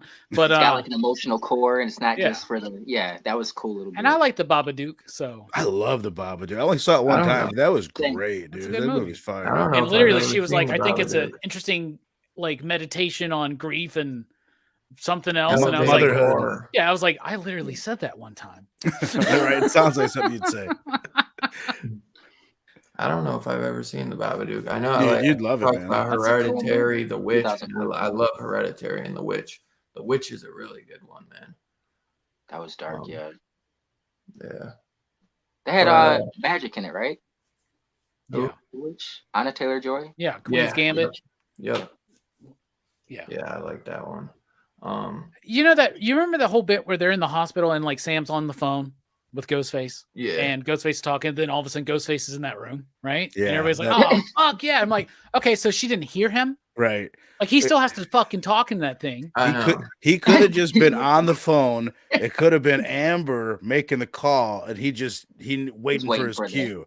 Because I thought the same thing. I'm like, that's fucking stupid, but you're right about that. You're right about that. Been. Yeah, because otherwise they're just whispering. I damn near wish I would have written them down, but there was a bunch of stuff that was like, that was fucking stupid. Dude, I'll tell you this. I knew it was Amber from the beginning of the fucking movie because I was like, that's a recording they're sending them. They didn't clone her fucking phone. That is her phone. Like, I immediately knew that shit. They cloned phones in part 4 too, so that's another one. Like they had precedent for it. Yeah, but come on, man. Yeah. Well, I'm not trying to shit on y'all. No. Did it ever get brought up? Portray my. Did it ever get brought up? Like, oh, Amber, no one ever tried to kill you. Like, that was one thing. Like, I didn't guess who the second killer was because I didn't even like remember that was the same girl from the opening scene. Right. But if I had a better memory, I would have been questioning it more. Like, well, why didn't she get got? They went above and beyond for us to know her name. They showed it visually multiple times throughout the film, not just in the beginning, throughout the film. Like, they wanted us to know that was her name, right? And then the boyfriend, when Dewey lays it on thick, right? And god damn it, that's how Dewey goes out, being dumb as shit. Like, obviously, maybe it makes sense. He's gotten lucky too many fucking times, but they just wasted these legacy characters. Man, I would love to know what characters y'all liked. Because I didn't like fucking any of them. My buddy Blake looks at me and goes, who's your favorite character? And I was like, I don't think I have one. I was like, the sheriff? I mean, besides Dewey, maybe the chick that kept trying to warn everybody about, the one that sort of the sister. Mindy? Randy's niece? Yeah. She was good. Like, I would say what up, Justin? The boyfriend, I think the dude from The Boys, like he was Richie. He's the best. Like I said, he's the most charismatic guy. He's probably the best actor in the film. I do like the younger sister as far as like, I don't know. She's got like a, what the fuck? Elliot Page vibe. You know what I mean? From like a Juno like hard vibe. Candy. Yeah, I could see that. Yeah. But like she was good. But you're right, Robbie. There wasn't. It's kind of what I was saying. There was a lot of characters, and they never took the time to fully develop any of them. The main chick was super fucking hot. I will say that the new Sydney. They're more like characters instead of characters. Like just archetypes of. Would you guys want to see the next film with those characters in it? Because they left a lot of survivors. They learned that from Scream 1. Like, we need survivors to carry on. Well, I think you know my answer. Yeah. I would say I want I think the motivation for the killers in this movie was not the strongest. Because it wasn't bad, but I started thinking, I was like, so you started dating the older, so did you meet the best friend first and you guys set up this whole plan where you'd go hit on the older sister and fall into a relationship with her, and then you guys would, I just started thinking too deeply on why. Plus, is he banging like a 15-year-old? Like, what's going on there? Well, he's a murderer. Murderers can bang 15-year-olds probably. It's part of it. He could just be catfishing her, I guess. I don't fucking know. I mean, it's not necessarily I don't even know if that's the right term. Their motivation. It's their Robbie, what I thought you were going to say earlier is that they used the fact that the killers were that they were putting up that shield. So if you wanted to critique the movie, that you'd be like, oh no. I think they kind of did it in a way where like the killers actually set up this whole thing to try and make a movie, and they could kind of use that as the excuse for any like thing that didn't really jive perfectly. It was like, well, it was because these kids were setting it up and they weren't the most imaginative kids. You know what I mean? Yeah, but they're also setting up the idea thematically that like, if you question this film, you're one of those kind of fans who can't let go of your love of these properties. And I've said this before, and I still mean, they don't owe me shit. The money I've spent on Scream 1, 2, 3, and 4 and action figures and dolls and shit like that, who gives a fuck, right? I got what I paid for, okay? And I'm not one of those dudes that's like, this movie ruins my high school years because of what it does to the Scream franchise. But I don't think they really just did a good job, you know? But it does put that level in there thematically where if you criticize this film too much, you may be one of these people, one of these toxic Star Wars type fans. You're a toxic Scream fan, Robbie. I always knew it. Yeah, right. Knew it. But I love Scream 4, bro. I think Scream 4 is one of the I do too. I think Scream like 3 is better than this one, and I do not like Scream 3 because Scream 3 I still cared about the characters, and it was funny. Right. This one's not funny. It doesn't have the fun. It's fun. It's funny like Purple Rain, where it's unintentionally funny. You get what I'm saying? There's some funny moments in it, like when that pink-haired chick is like fucking grinding on top of the football player, and she's like, "You want to go upstairs?" And he's like, I'm like, we know how unrealistic it is that a 16, 17-year-old dude, whether or not he suspects his chick of being a killer, is gonna like. You get what I'm saying? Yeah. He's like, okay, I'll be on top. Family, so like his sister but the only thing that's stupid about it is that he wouldn't go upstairs to bang that chick, but he'll go outside, like where there's nobody. Right. You know what I'm saying? It's like he brought the lamp. Better off in the bedroom. And somehow he survives. So very inefficient Ghostface. Right. Well, I guess he survives because Ghostface doesn't keep even though he's been stabbed quite a few times. Ghostface stops stabbing him once Richie pulls up and he sees the headlights and then he runs off. I did say honestly, he should have died.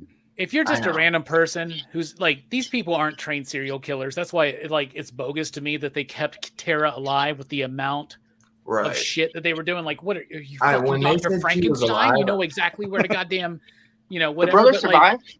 For the most part, though, when you think about it. So they both survived. Oh, yeah, because he gives them the thumbs up. He even does that cheesy-ass thumbs up. Yeah, and the okay. Twins. So, but then you have this whole bit where, like, I'm like, if I just randomly, or Verno just randomly, or Steph or Dylan, if we just randomly put on a Ghostface costume and went out and tried to like stab someone to death, I don't know if we'd actually kill him. Right. Because maybe you just stabbed me in the arm, you stabbed me like in the tit, like, but not like in the like the heart. Like, I don't know where to stab somebody, but I'm assuming if you stab somebody at least 8 times in the fucking torso area, they're dead. Yeah. In defense of the characters, I still like the characters. They just didn't get enough. You know what I mean? Like Randy's, especially Randy's nephew and niece. Yeah. Like I did like them for sure. Amber, not so much. The other redheaded chick, she wasn't even that hot. I could see why Randy's nephew didn't want to bang her. He's a good looking guy. He's probably got better options. Well, but they banged that. Like those two are the guy with the slick back. That's why he was like in there, because he was like stalking the pink hair. Right. Do you guys remember? Why did he get killed, by the way? Because it was Stu Macher's something, but I forget. Was it his nephew? Stu Macher's like nephew or cousin or nephew or something. Like Stu Macher's the greasy guy? Yeah. Yeah. It was something like Stu Macher's sister's sister-in-law, baby cousin Tracy. They said that in the film? Yeah. Okay. Yes. I didn't catch it till the second. I went in like specifically trying to like learn how, because if not, then that was a total bullshit kill. But they did. That's how they figured out, like, oh, he's going after people related to the legacy characters. Yeah. Yo, that dude who had the blonde hair, he's such I guess throwaway actor. It's like anytime he's in something, he's forgettable. Like, he's the main dude in that one show, 13 Reasons on Netflix. Why? 13 Reasons Why. Dylan. Yeah. It's like Dylan Minnette or something. Yeah. The guy that plays Wes? Wes, yeah. Yeah. He's generic, but he wasn't bad. Yeah, he's just he wasn't bad. Just there. He's supposed to be like the sweet kid, the sheriff's son, the sweet kid that has a crush on Tara, Mm-hmm. Which they don't even really show. Like know that he has a crush on her, but I feel like he doesn't really like do anything with her. They don't do shit to develop these characters, man. Yeah, no, the development was lacking. I'll admit that. Well, I don't know how much they really do. Like, if you go back, how much did they really develop in the characters in the other ones? They developed them like crazy, bruh. That was Kevin Williamson's touch. He made us care about those fucking characters. Even in part 4, we gave a shit about those new characters, bruh. Well, no, I know I'm not saying he didn't complete. I'm just not saying that every single character would get their 100%. Well, some characters need to die. Some characters get more credit than others. You know what I'm saying? Like, characters are just made to die. But at least it feels like to me like this, none of it mattered. Like this felt like a movie without stakes to me, man. And they even made the point in there to be like, we're going to raise the stakes. And it's like, I don't know, man, those Scream movies, they're meta. They're talking about the structures of it, but none of them are like predicting what is exactly about to fucking happen at all goddamn times. Right. That was another line. Scooby doing here. It could be you. It could be you. It could be you. Like, god damn. Instead of character development, they just had all these scenes where they were accusing each other and making jokes of it. Like, I'm not saying land. I'm not saying I loved everybody, but I thought that Jenna Ortega, the little sister, did a really great job. I think she did really good, honestly. The sister, I didn't like at first. She grew on me because she goes ape shit at the end too. So I really like that she goes like full on dark at the end.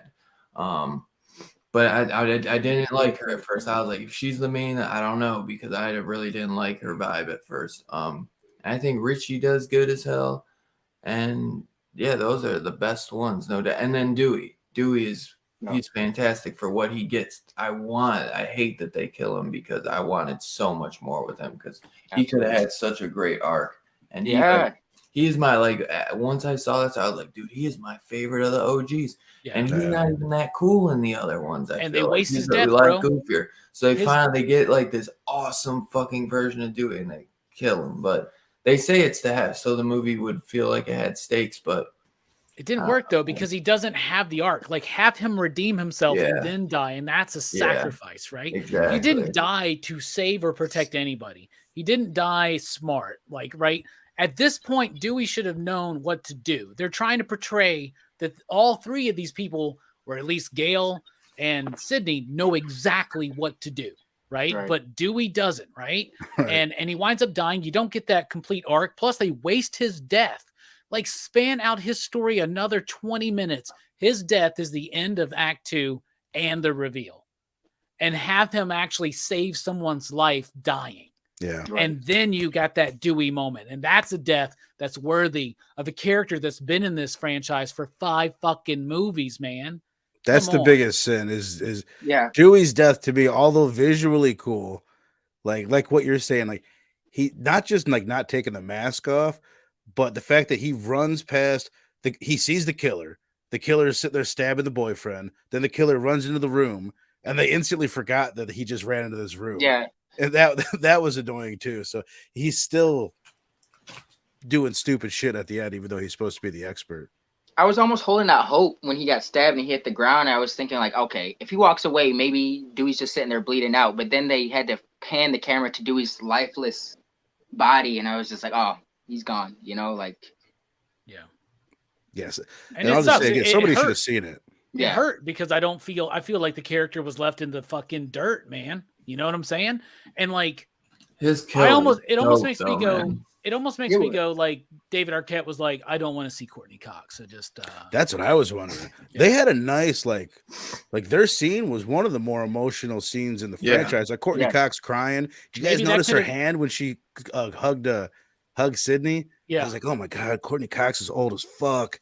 Dude, you know? But she was like my buddy Blake at one point in the movie goes, doesn't Courtney Cox kind of look like Michael Jackson?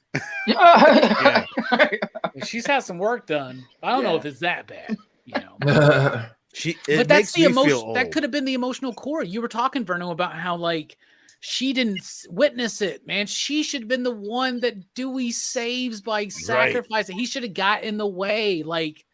Let it stretch out 20 more fucking minutes. Like, kill somebody else in the midpoint of Act 2, not Dewey. That's an Act 2 worthy death. Like, that's a reveal worthy death. Dewey gets killed, saving Gale, and then the killers are revealed. Like, there's so many little things they could have done with the script. They didn't even need to bring Sydney back, I feel like, until the very, very ending. Like, just have her come back to Stu's house, but I guess they gotta have her put the tracker on the car. Like, Gale could have that though. Have her come as Sam and them are leaving, because I really don't even need like all you get is Sydney just coming and hugging Gale, saying I came as soon as I heard. You know, it's just a waste, man. I didn't really care. Like, I didn't really even need them in the movie. I really just wanted Dewey so bad, man. Dewey was fucking awesome. You could have just had this be you could have just had this be Dewey's movie. Seriously. Right. And then maybe give like one appearance with Gale. Give like one appearance with Gale, and then like have her like do her stupid news coverage and then bounce and go back home. I think that David Arquette and Court, just like what you said, I think they made We're like, hey, we'll be on set together for one day. Like we're both married and stuff. We don't want to spend too much time with each other. Obviously, Are I'm they still married? speculating. No, Okay. no, they both have like new husbands and girlfriends or whatever. But it seems like because they only have the one scene together. Yeah. And other than that, it just doesn't make sense that there wasn't more of They them don't kiss together. though or nothing. Right. I mean, yeah, who knows? They still have like a production company that they co-own together and everything too. So, yeah, obviously, I could be wrong there, but it feels like it at least. Their acting together was good though, so Yeah. it didn't feel Yeah, weird. no, yeah, they have. That was Yeah, some like- of the most like that felt Chemistry. real nostalgic because if you always would get kind of like a scene between a quiet moment mutual between scene when they because every movie it feels like they were like apart except from like 3 to 4 like now they were married or what like in 4 because they've been married but like in 2 from 1 to 2 you know they meet and then they haven't really talked in a while and they always have like that come together. I feel like that we got that in this one. So Yeah, I admit that. because even you said they play that music. That You know what I mean? yeah. They always do that, man. Classic. I love the what was it? You know the music when they do the quick stab. Robbie, you know the music on what they play it in the car radio. Yeah. Red Right Hand. Yep. Yeah. I like how they did that. They did it was coming through the speakers and then he shuts it off. And then when he stabs him, it comes through like it's studio quality. Yeah. Right. Yeah, I thought that was fine. That's the best usage of music, in my opinion. So, I other than that, I didn't notice the music like at all. You didn't know, dude. I forgot to pay attention. they With don't. dude, the music is so good in it, especially with like They don't do pacing the. themes. They don't do the theme. They don't do the main screen theme, man. They don't do it. I don't even know if I know. I'd know it if I heard it, but It's just like, and it's just it's very ethereal, man. And I was missing that ethereal quality, man. I don't know, man. Maybe I'm reading too much into it, but it was serviceable. Have you watched some YouTube videos, Robbie, of like, because like what Dylan's saying, like everybody praising it. I'm curious, did you watch any like people praising I it? follow. What is Scream with the computer? Wait, what? Scream at the computer? What? Well, because if most people are praising it, I'm curious if you watched any YouTube videos and I sitting there watched. disagreeing with it. Yes, man. I watched Chris Stuckman, the YouTuber I respect the most as far as a film critic. Mm-hmm. Liked it. Dude, he lives in Ohio too. I was Nice, like, that's sick, super cool bro. dude. He is. What is it? Drum Dums. I know Drum Dums. I like dope. him. Lee. He liked the fucking movie, but he in his second review, his spoiler review, he started noticing some of the flaws, but he still liked it. Cody Leach seemed to like it. What's the one who was closest to me but still seemed to like it was I can never remember his name. He's like bandaged face. He does the Boots to Reboots show. You know what I'm talking about? The Cinephile, is that his name? Something like that. I know Cinephile. Yeah. Is that the dude that wears the bandages and like talks to himself in his reviews and shit? I don't know. Man, he does the show Boots to Reboots. He seemed to like it, but he picked out a lot of the flaws. Oh but yeah, it says stitched together pictures. That's right. And also Jeremy Johns, who is a guy that I follow. They all seem to like the movie. Yeah. And I was really surprised, man. Everybody seems to like it except for me and the two people I went to watch it with. That's funny. Well, you might have been putting out that vibe, bro. I'm telling you. I went to go I see. was so excited to watch this movie. You have no idea. Like me and my buddy went to see Doctor Strange together when it came out. And he was just like oozing. We weren't talking during the movie at all, but he was just oozing negativity. And it fucked with my flow. And I walked away from it being like, wasn't very good. Then I watched it again. I'm like, this movie's fun as hell. He just wasn't having a good time. Well, when Sam is telling Tara about her father, right? I'm laughing out loud. I did like that, but I didn't like her reaction. But then again, it's because like a lot of times when people react to the movie, like I can handle something like that and be like, oh, that okay. Well, my reaction would have been like, damn, I'm sorry you had to go through that. Now I get why you did this. Instead of being like, get the fuck out. That was what was weird, but the emotion was good. I turned to every drug that I could. You left the house when you turned 18. Of course she fucking did. That's what people do. Come on. God damn. I didn't like Sheriff Judy or whatever, the chick I liked from her. 4. No, I didn't like her reaction where she pulls out this daughter, or she pulls out the girl that used to be like the town whore, a little delinquent. It's like, you're really gonna be like, get out of my town. Yeah, It's like, dude, her bitch, sister was just got stupid. stabbed. That was a little stupid. That was But I like you've been I through this like her. yourself, haven't you? Yeah, I like when Gail's like, she didn't like me either. That the was one a good time where I scene. was really getting excited in the movie was Yeah, I when was like, damn, show some respect. when she, when She she just got got gutted, and her son did too. when Ghostface calls her and she picks up and he's like, I'm gonna kill your son, and she like fucking hauls ass like back to the house. Yeah. That was the most like on the edge of my seat I got in the fucking movie. Mhm. Otherwise, that it was scene, kind of a snore fest. I Right. thought Eternals was better. That's almost No, the get worst outta scene here. in the Now you're trolling. where she was on the Oh. porch. It's like someone's just walking by and some dude, grown ass dude, is like in the middle of broad daylight, hiding behind a creep behind a porch, just waiting for the cop to come in so he can Dude, step out. And Broad that just threw me daylight. off. Broad daylight. He Right. ganked the sheriff. He's like, nah, I got The her. sheriff. And she's screaming. Yeah, and she's it, screaming. It wasn't just on the porch. It was like 10 feet in front of the house. It There's was. houses across the street. That threw me off. Like, Yeah. what the hell? Why these people? She must be in like a area of old people where they couldn't hear what was No going on. one jogs out there. outside or walks or looks outside their window. None of that shit. I mean, like, it's Woodsboro, so it's supposed to be kind of like a small town. Oh, Like yeah. a small, like. That makes farm it town. even worse, Dylan, if it's a small town. You could see this Well- shit happening in New York, not Woodsboro. Right. Yeah, but that's what this town is known for, dude. I know, so people should be like, I hear somebody fucking screaming. Let's see what's up. God damn. Now let's hide in a closet so Sidney Prescott can shoot her ass. I just miss Timothy Olyphant. I wish it was him. I wish it like he came back at the end. He was the second killer. It's been me. I'm alive the whole time. I never died. I went to witness protection because I knew about this drug ring. I watched that one again recently, and for the first time, I really appreciated who the killers were in that one. I never liked, because I think one of the things that was so good about the first one, and it's what they were trying to do in this one, is how much the killers were in the movie. You know what I mean? And it always Right. kind of bugged me that's like, oh, it's just Mickey, the freaky Tarantino film student. He wasn't in it much. And then Billy's mom wasn't in it much, but their motivations were really good. You know what I mean? Because I never respected that until this last watch through. Yeah. Right. They're my favorite killers might be in part 2. You know, I don't know. I mean, I like Billy and Stu too, but I don't know. In part 2, I really have a special place in my heart for part 2. Dude, 2's the shit.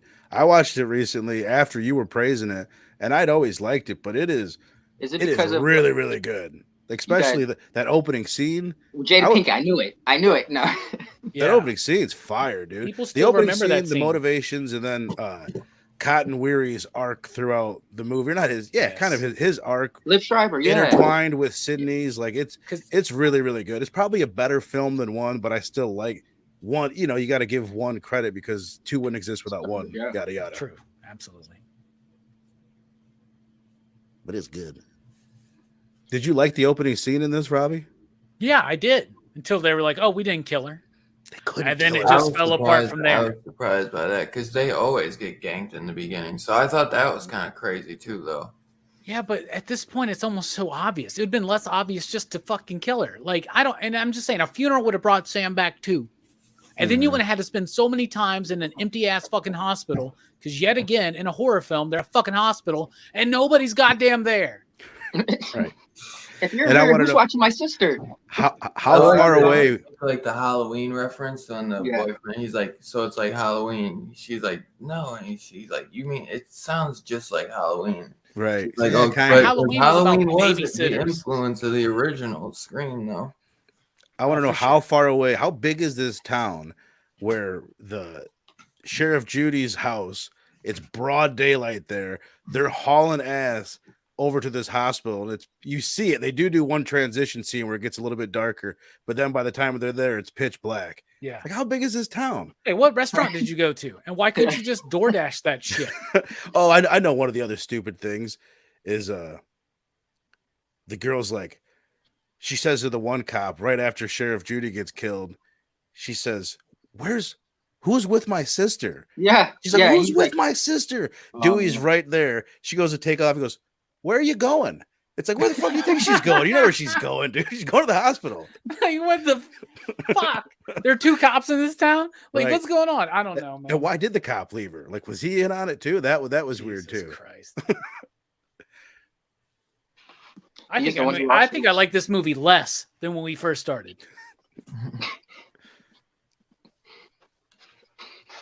Hey, you know who was funny? That like Asian tall cop that Yeah. kind of like That's the him. new goofy version of Dewey, like when he was young. He even had like the walk and everything. I think he was in this movie called Hot Rod. He was a small bit, but he played like this random character that was always just, he wanted to be in their group. It was a comedy, but he was like, just did random shit in the movie. There's like this scene where he's just like dancing and grinding up against people. It was, yeah, random, but I think that was him. But I can't believe you didn't like that scene though at the house with Wes. When I just thought that was so good, man. Because like the jump scares, man, in like a lot of movies in the last 5 years, 5-10 even, like are just so like I see them coming from a mile away, and I hate that. And this one, like I just kept like I'm like it's coming. And then I like that it kept fucking I'm like with that, you. like, Yeah. Like Yeah. it almost got to be like funny, like in a way. Yeah, where that's I'm just it. Like good to me, deal, it got. They but did I've it never 1, 2. seen that before, man. So I Right, like right. that, bro. Like, and that's what Scream did. It would like do these new fucking game-changing meta like references. It's just like I don't know, man. I really enjoyed that. I thought that was like crazy because, dude, you know, with the Conjuring movies, bro, those fucking jump scares, like you're like, give it 2 seconds, and that fucking doll's about to jump out and do some bullshit Right. jump scare. You know, You like, watch a lot of horror movies. You're telling me you've never had them where they act like they're gonna do a jump scare and then they don't. dude, Like, you've seen not that like before, that, but not bro. 5 times in a row. Like Right. 4 times in a row, I would have been like, "This is clever." They just, to me, they did it. Like when he closed the fridge and he wasn't there, I was like, "You motherfucker!" But then at that But point, then- you're but then like, when they maybe did he's it- not gonna die, and then boom, he's right behind him. You know what I mean? When they did do it, you did know it was coming though, or at least it was one of those where it was like set up to where it would. You know what I mean? Yeah. Like if he had the one time where he closed the fridge and it was like, oh, they didn't get me again, and then they waited a second and then they got him, I would have been like more into it. But they just did 5 in a row and then did do it on the 6th one, kind of a deal. Yeah. But I would have liked for him to see his mom, like maybe open the door and then see her dead and then slam the door and go for like the phone or something and then just get, you know, but it was but dude, maybe that dude, that would have been some trauma right before. But I mean, he Yeah, was it would have getting been fucked ganged up. anyway. So. I can't wait to see the Robbie do this next year, do all 5 of them, because I keep on wanting to tell you this dude's talking about Scream 4 there. I keep wanting to talk about the other ones. Yeah. But because I mean it's a hell of a franchise. Like I really it's something I never even appreciated as much as I do now. I hadn't even seen Scream 4 until a couple weeks ago. But really? like, after just rewatching them all, I loved 1 and 2 growing up. But all together, like it's a fucking badass franchise. And you had mentioned like for Wes Craven to have created Freddy Krueger and Ghostface, like that is kind of crazy. Like just how iconic these 2 characters are and how different they are.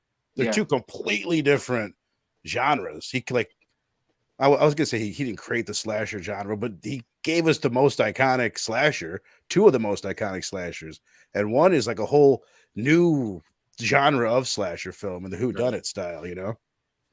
Yeah, absolutely. Remember, and it's, you know, when you think about someone like Ghostface, it's so simple but effective. Just between the look and the methods used, and Hell yeah. What do you think the best opening scene is in a Scream film? Probably the original. Yeah. That second one's great too, though. I can't remember the third one, to be honest. The third one is when like Cotton is like driving home and Ghostface is stalking his like wife or some shit. And the 4th is the one where they're sitting there watching Stab. Yeah. And I mean, it's silly, but it's okay too. But it's probably my least favorite. It's like, and then they do like 2 cuts like in the movie. Like you think you see them, they're like watching the movie, and then that's like the movie still. Like they do like a double whammy on that one. But what's Scream 2's intro? Oh, the movie theater. The movie theater. That was fucking great. Yeah, I don't really care for like Jada Pinkett's like thing in front of the, you know what I mean? Is Like, that Omar Epps that gets like Yeah. stabbed through Yep. the ear? Through the ear. In the bathroom, he's like trying to look at a peephole or a glory hole, whatever it Yeah, was. and what is it in Scary Movie? It's like one of the Wayans brothers, and it's a dick through the ear. Right. Remember I that? think Oh, yeah. Scream 2 is like the beginning of Hollywood being conscious about representation. Yeah. You know what I mean? Because you look at Scream 1 and there was no black people. There's like, it's a straight Oh, white yeah. cast, 100%. And they're like, ugh, somebody must have said something. For Yeah. Scream 2, they're like, let's change this opening scene. I've got an idea for the casting. All right, Yeah, gotta so quote they're two like, black let's bring people. in a couple of Right hot at the black beginning. actors and immediately And fucking kill 'em right them. away. Yeah. And they bring in the cameraman too, though. I forget his name, but he's great too. Yeah. Yeah, I'm surprised you didn't like the music though, Robbie. I thought the music was freaking fantastic in it. I have to fully appreciate it. I'd have to go back again and listen to it isolated, which I did not do, but I did not ever hear the actual like the theme, really. I just heard the generic stuff, which is throughout the Scream movies. But nothing really got me going, man. I'm sorry, bro. I don't mean to like hurt you tonight, but I just did not like this one. It's all good, bro. Not your fault. I You wanted to what like you it for like. you, Dylan. I really did.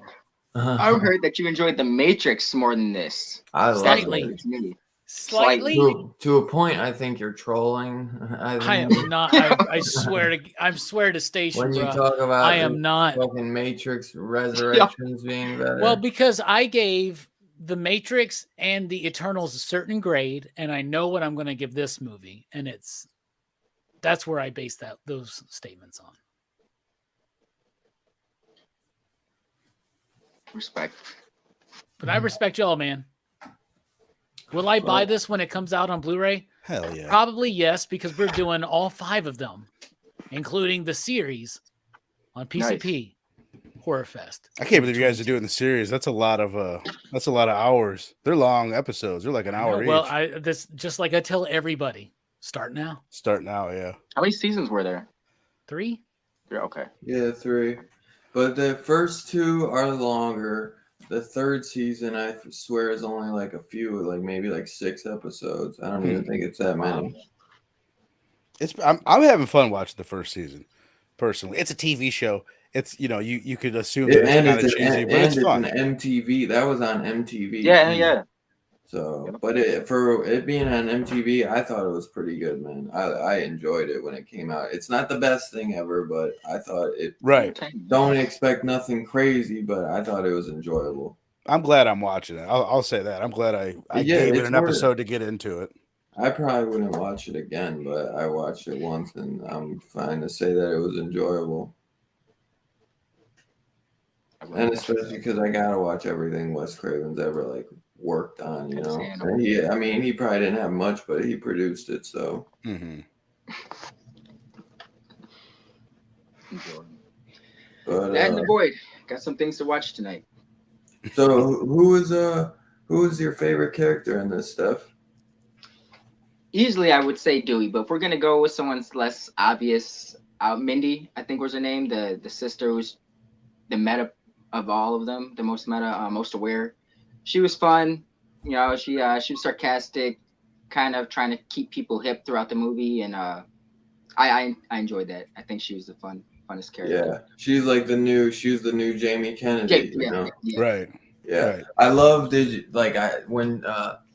when she's like doing the whole rant in front of everyone and Dewey's there and shit, and she there's like a cool stab box set behind her on like her like ledge, and I was like, that would be like so cool to have, man. Like Scream doesn't even have an awesome box set like that. I was just like, that was cool. They're supposed to be like 8 stabs at that point, so she's got like an 8 stab movie box set collection. I was looking to get a stab T-shirt. Dude, it was really cool to hear her like speech though, talking about like how much these like movies like mean to people and shit. Like, so I feel like they like nailed that shit on the head. And that's another thing, like being just a huge movie fan and how much movies do mean to me, you know, from movies I might have saw. Like, because I grew up watching Scream with my mom, you know what I mean? So like, dude, like I think they nailed that shit on the head, bro. Like just being like a pure fan, like, and what these movies mean to some people, you know. Not enough where I'd go out and kill somebody to recreate for them to recreate a new movie. Sure you but, wouldn't. You know, It's exactly what a killer would say, Dylan. This but- franchise is dying. We need to inject some life into it. right. That was I one of my would. favorite scenes, I would say, too. Like her speech and that bit. I enjoyed that definitely.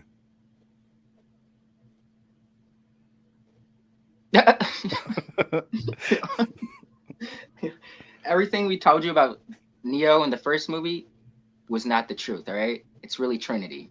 No, it's the two of them. It's their love. It's love, brother. It's love. They told you that at the end of 3. So Right. so they split the power. Well He said. gets to like move shit around like telepathically, and she's the one who can fly this time. Yeah, man. So who's your favorite character, Verno? I do like Mindy. I definitely like her. If they did another movie and Mindy was one of the characters in there and we got a lot of screen time with her, I'd be happy to see that. Yeah. But other than her, the boyfriend, I Mindy. can't think of that actor's name. Jack Quaid. Dennis Jack Quaid's son. Quaid. Yeah, the Jack dude from Quaid. The Boys. Character is I thought Richie. he's really good. He's a solid Yeah. character. Jack Quaid was good. He had a This- good laugh too. Yeah. Yeah. This is one of the things, like why I said I liked the third act better the second time.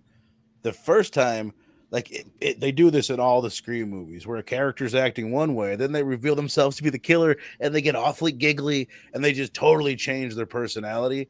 And the first time I saw him switch, I was like, this is fucking stupid. But I didn't mind it the second time. Actually, I kind of liked when he switched and became that guy. But throughout the whole movie, he's super charming, super charismatic, and a solid actor. Seems like a good guy. Little bit into stab movies, but I liked him for Where sure. were you? I was watching Stab. Yeah, Or he was like, I was watching Netflix. Like he put his head down. he in changed shame, his like- story right there. Yeah. Yeah, Robbie, he who's was yours? good. Nobody. I knew it. The sheriff. She Oh, still okay. acted within character to me, I guess. I don't fucking know, man. I didn't. Nobody. The Pizza Hut box. I don't know. Like the axe. Cam. I got a performance I'd like to highlight. Roger L. Jackson, Ghostface voice. Yeah, thank Still God. great, still Somebody great. said it. So there you go. I'll say that. That's My a good favorite is one. the essence of Ghostface. It's my favorite. Oh, character. if you didn't say it, I would have, because Roger L. Jackson should not be forgotten. 'Cause I his can't believe voice- it's the same guy in all of them. His man. voice is fucking incredible in this. But I'd probably just say Mindy too. To be honest, I really thought she was great, man. I thought she did great as like a new version of Randy. Yeah. And you can get Randy's real life sister, I believe, and she was in Scream too. That's her, the Mhm. same actor from Oh Scream 2. yeah. I think it's She's like- I believe it's her sister because they say that Randy's their uncle. Yeah. What'd she say? She's like, Dewey, you look. And Dewey was like, "Are you gonna say Yeah. anything?" And she just left it at that. I think she was in 3 too. I think they call her on the She phone. might be. That, in yeah, 3. yeah. I think it is 3 maybe. She might not even be in 2. No, I think she's in. She might, yeah. Is she not? She's definitely not in 1. Or No, is she? she's not. She's I don't not in think one. she's in 1. Okay, I think Just she's in 2 and 3 then. Yeah.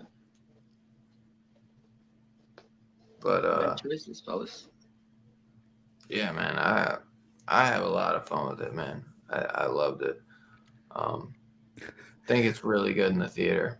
When I found out you crashed your car and you're like, man, it's been a shitty week. Looking forward to the show. In my mind, I'm thinking Robbie's gonna ruin this dude's day. No. Dylan, I love you, man, but I I love you shit so can't. much. I'm not going to lie to you. Every time my shit gets worse, you know, like I feel like it can't get worse. I keep getting hit with shit. So we'll see, because I still gotta go to like court this upcoming Thursday for all that shit. So it's all dumb as Man, fuck. I thought Scream 5 was pretty good, man. It was funny. It had some great characters. It was- Nah, you're good, bro. It's not. I would never like hold. I'd Movie of rather the you tell me the year. truth.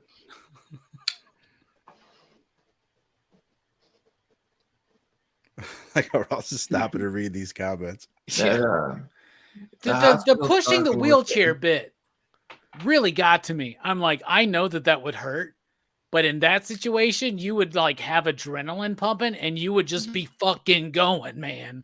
And Come she's walking a little bit later. She's on crutches, granted, Yeah, but Yeah. she's getting around later. exactly. Get Once the fuck up and in the run. That hospital, was so once he got stupid. the knife cut, though, then I was like, he's got something to do with it. That's when- Nobody's ever in these hospitals in these fucking movies.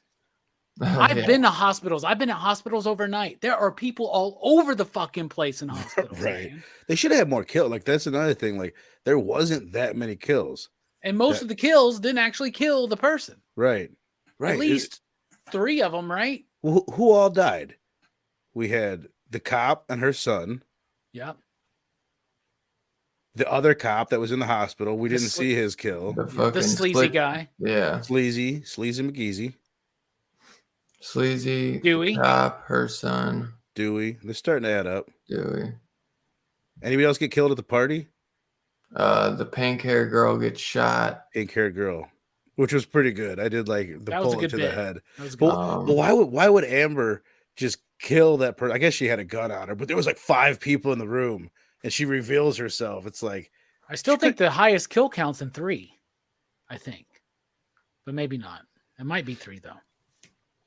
what'd you guys think of the scene where Randy's niece is watching Randy? She's watching Stab 1, and you know what I mean? That super meta moment. I Yeah. thought it was so stupid. I figured you would.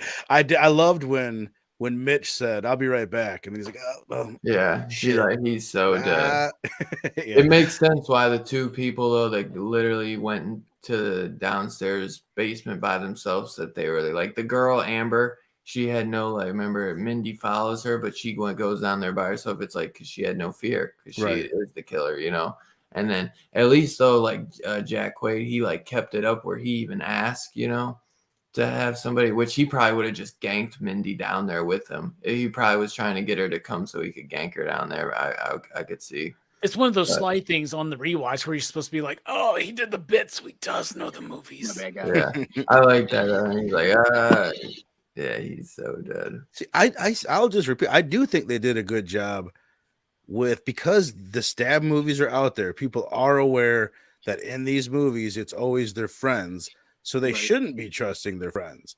Like that to me that is a highlight of the movie, is the way that they're all not trusting each other, especially in the immediate friend group, because they know, you know what I mean?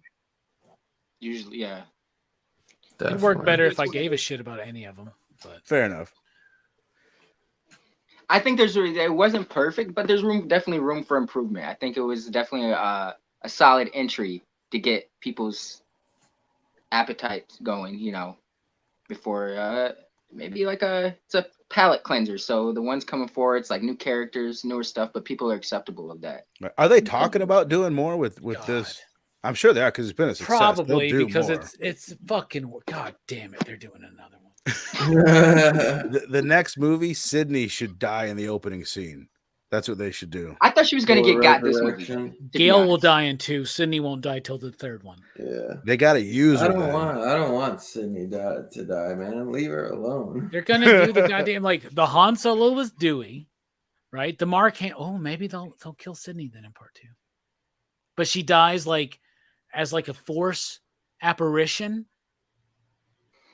She comes back as like a voice. Run, look behind you. Yeah. She'll be like watching over Gale. They're gonna do another one, you know. They- What if What the are, last what are they, one, what are they gonna Sydney- call it? What if she lost her Scream. goddamn mind and she's the ghost face? They should fucking call it Stab. Sorry, Steph. They should No, just no, call it that's Stab. Scream, That'd be cool. stab. They're gonna Yeah. call it Screams. Right. Holla. More than one this time. 3 killers. Dun, dun, dun. Dylan, I liked you had said before you had hoped that they twisted it where they only caught 1 killer and there was still one on the loose. And I was I almost went into it almost like that's a good idea. I was almost expecting that to happen.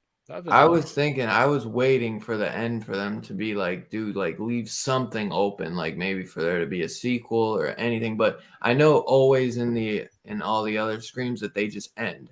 There's like never any like where like teases of there being another one, you know.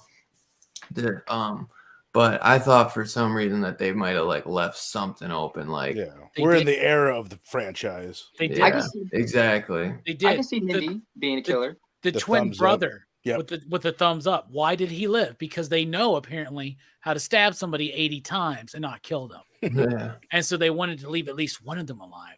That's the twist in the next one if they do one. There were 3 the entire time in the last film. Yeah.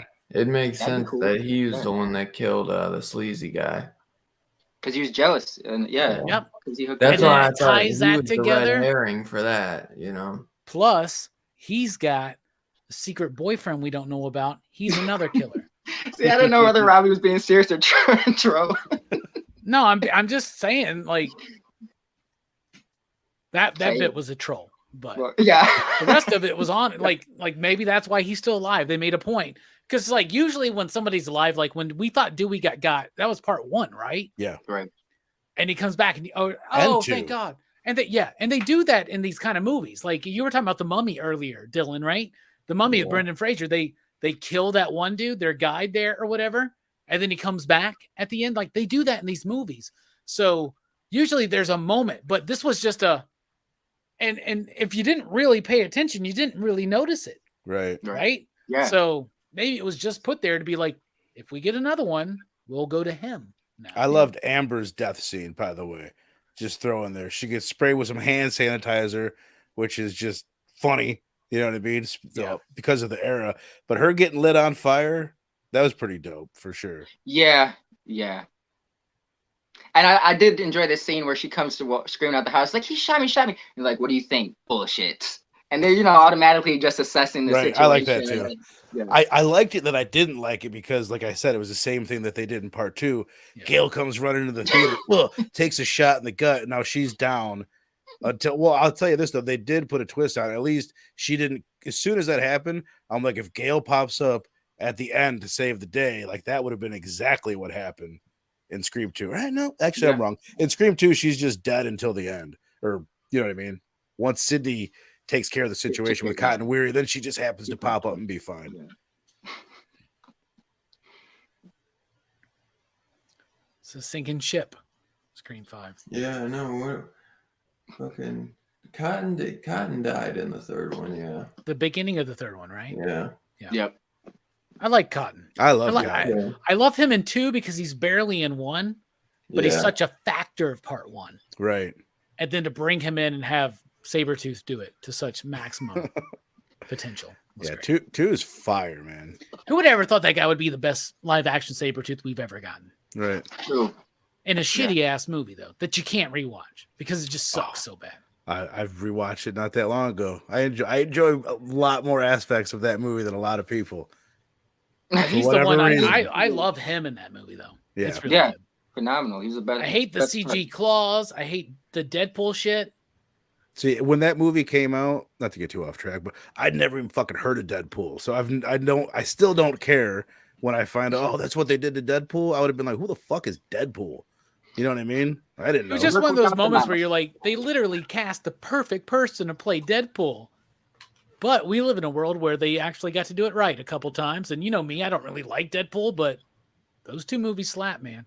Yeah. Right. Oh, hell yeah. They're really good. And all of a sudden, I'm a Rob Liefeld fucking fan. I don't know what is wrong with me. I hated the new Scream movie, but I love Rob Liefeld.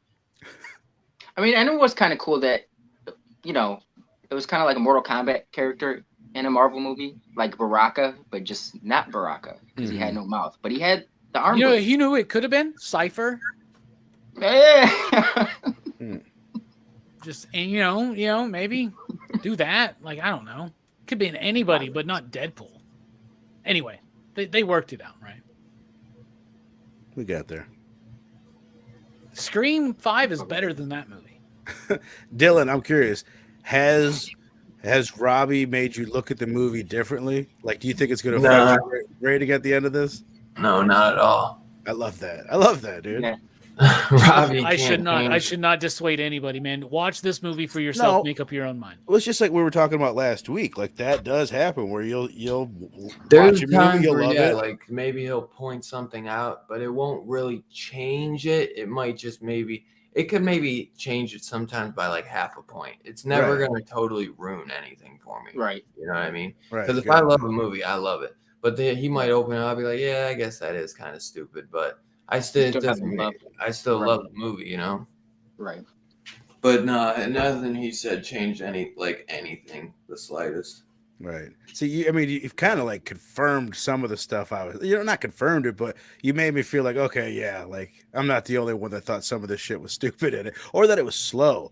That was especially the second one. It was like, man, this is really slow paced and To me, not I as can much see that fun. since now that you know it's coming, but I still think Right. like that's because that's what when I was rewatching it again, I was like, I'm worried that this is like better just the first time, and Right. like how is it gonna be rewatching? Because that's a big thing. It's a whodunit, so and I've rewatched 1 through 4 so many fucking times. Like they're highly rewatchable for me. So that's a big thing for this one too, is that it's got to be highly rewatchable. And I fucking really enjoyed it on my second watch. Good. And I told you I watched it again, but I watched it like the day after I saw it, and I fell asleep probably towards the end.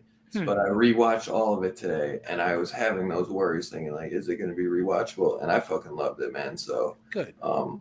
We'll see like how it is in the future, but dude, so far I really like it a lot, man. I think it's so gory, and I think Ghostface is just so menacing in it. I love it, man. I love how funny the other ones are, but you know what I mean. Like you had Jamie Kennedy and shit in there, bro, and like Jamie Kennedy is just like a natural comedic. Yeah. Gail's I feel pretty like funny this too. one though, man, like it had a little bit of a tonal change, and like they cannot copy Wes Craven to a T. They did the best they could, and I think they did phenomenal for what they were trying to do. But I like that they try to do a little bit of their own tone change, and they make Ghostface a little bit darker, I feel like, and he was just fucking gutting them, bro. Like the kills were way gorier in this one to me than any of them. I think 4 is the only one that comes close to the goriness, but something with that he was just seemed more ruthless, especially with that Dewey kill, man. Like nobody, and then even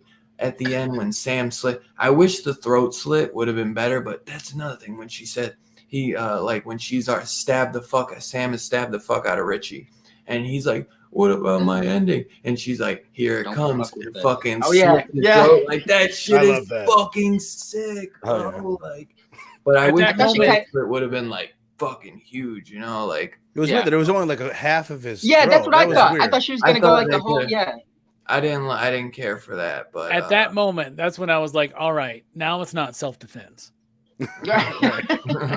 Like you shouldn't have done that, because I thought that I thought at the end they were gonna arrest her. Like this would have made the movie almost brilliant to me. They do all this shit to try to frame Sam, but because she slits his throat at the end, she does get pegged as the killer. On a technicality. The problem is Gail and Sydney are there, and they whatever they say is going to work, right? But like, I was that's immediately what I thought. I was like, don't do that. Now it's not self-defense. Like you can't be like, yeah, in self-defense I slit his throat. Yeah. Don't fuck with the serial killer's daughter. Yeah, right. Now she now she is just like her father. I like too though when she's on the phone with Ghostface and like she was saying like, oh, you can't pick between your sister and your boyfriend, and she's like, well, maybe I'm just fucking stalling for time, and then boom, it pops open and they just start blasting. I thought there was a couple cool like who is it, Karen from Halloween? Like how she gets that cool like gotcha moment and then blasts Michael in the face, and then she does like she has her gotcha moment, and I feel like she got like 2 of those in this one too. Like with the like I was just stalling for time, like they make her seem like a badass, because even in the beginning when she first calls, she's like, you want me, motherfucker, like I'm right here, and then he comes, Ghostface is like right behind her. But yeah, I thought they did pretty good at making her seem like a pretty badass, They did. And I was a little iffy on her at first, because dude, to me, Sydney is like until like H2O came after Scream even. So like I thought like Sydney was always like the most badass of all the final girls. Like, you know what I mean? Like she was just fucking like whooping ass. Like in the first one, obviously she's like the weakest, but in the second one, she's like taking karate or kung fu or something, you know, because she's throwing them kicks at Ghostface and she's fucking him up. So I always liked Sydney, man. She was always like my favorite. Oh hell yeah! Girl. That's why they should kill her the next one.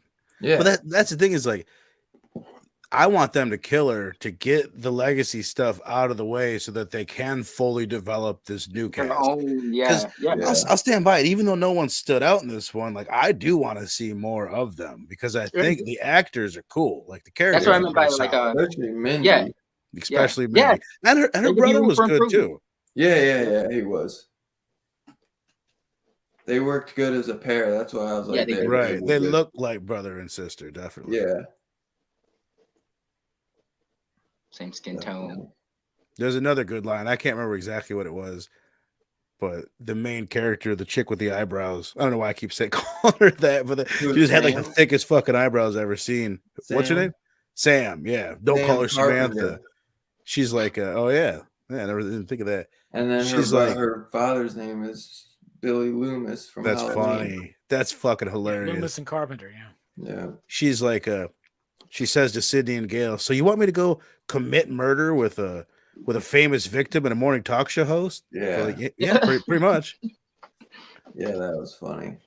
Yeah, there's some I like there's a lot of funny ass moments. There were some good funny moments. There was funny lines, but there wasn't as much fun as the other movies. Yeah. Like, you know what I mean? How about, go ahead, finish. No, that was it. No, that's it. The when they're all sitting around though, and fucking Wes goes to Dewey, and he's like, "You're probably the killer." He's like, "Your wife left you." He's like, "You got fired." He's like, "You live in like a trailer by yourself." He's like, "Well, maybe you're the killer." He's like, "Cause that cuts deep." You know? Yeah. He's like, that's like that was a great bit, man. Yeah, that was really fun. That was really fun. Those were moments of humanity. And I just wanted a little bit more of that, man. I was disappointed because I wanted a little bit more as far as character development. Because when I think of these four movies right here, I think of the typical slashers, I think of the meta stuff, but I also think about like rich characters, right? Even the expendable ones. And that's what really disappointed me in this one, is that I did not care about anybody, man.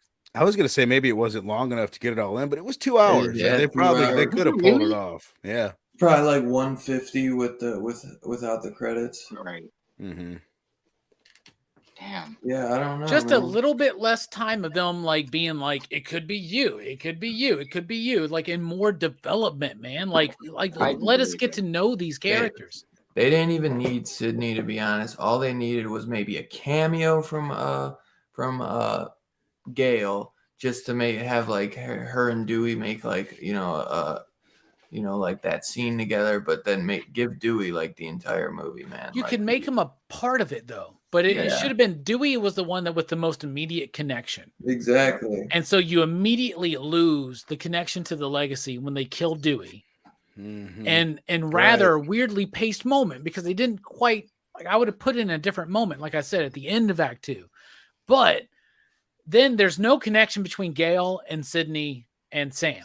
There's no connection there. And there's not even, I really don't feel like they gave, I mean, for what they were written, I guess they did what they could, but it felt like there was supposed to be a weight to it, but the movie itself didn't portray a weight to me. Right. Especially with Sydney, because at least Gale had the Dewey connection. Of course, Sydney does too, but not as much. She was the one, which she should probably have. Like, you should connect with her the most because she's Sydney, but she had the least impactful role. Yeah, right. Yeah. And she's acting so blasé about it, right? Now, if you want that to be the point, they've been through this so many times before, 4 times before, that like this time they think they got it. Let that be their hubris, be the reason why Dewey dies. Mm. But they didn't tie that together, and it just felt so disconnected. All the characters to me felt disconnected. And everything about it just felt a little disjointed to me. And it was disappointing because I love these movies, man. So I'm Richie, I guess.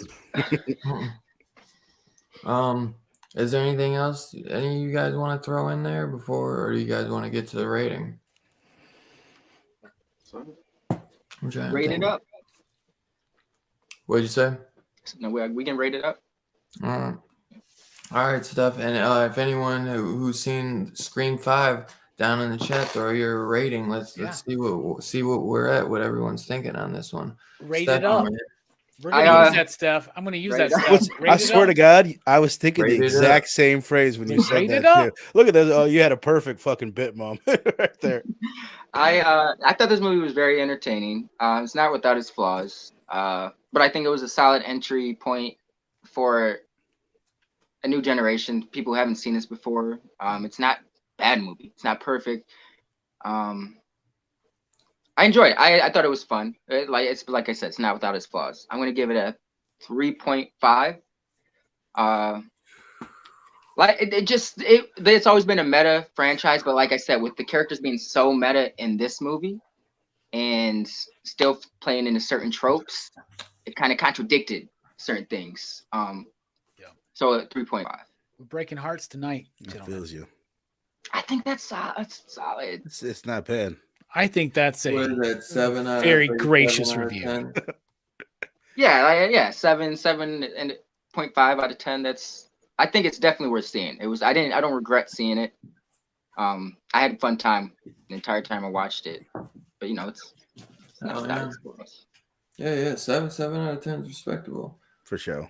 Vern, what are you thinking on this one, brother? I'm gonna roll with my man Steph here because the debate I've been having all day is 3.5 or 4, but I was leaning towards 3.5, and everything we've talked about has kind of confirmed it. The slow pace was probably the biggest. Like, the meta stuff doesn't bother me, but there was a lot of it like that it was boring at chunks of it. I don't hate it nearly as much as my man Robbie, obviously, but yeah, there was a lot of things that I did like about it. So Right. I'll go a solid 3.5, and I will watch it again, like for sure. Yeah. I'll definitely watch it again. Like Hell it'll be yeah. in my rotation if I'm watching Scream 1 through 5 all day. And bear in mind, I've only seen it the one time, so maybe I pick up on things I wasn't noticing, or Right. something will Yeah, click more right. in a second. Yeah, No doubt. All right, Robbie, it's on you.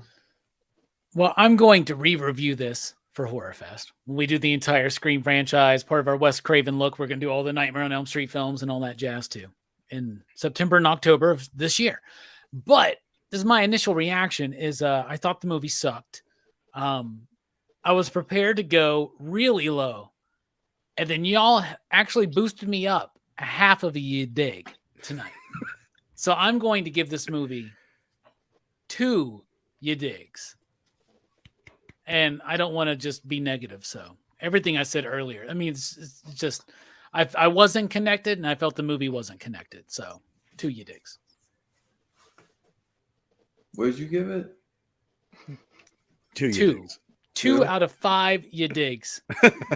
That's 2.33369 Dude. slips. Yeah, I'm trying to debate, man. Let's go with your heart, man. With how much you liked it. Yeah, man. No, like none of that is like but I like, because then I think about like what what it is out of 10 and shit. Right. 'Cause I'm in between like a 4.5 and a 4.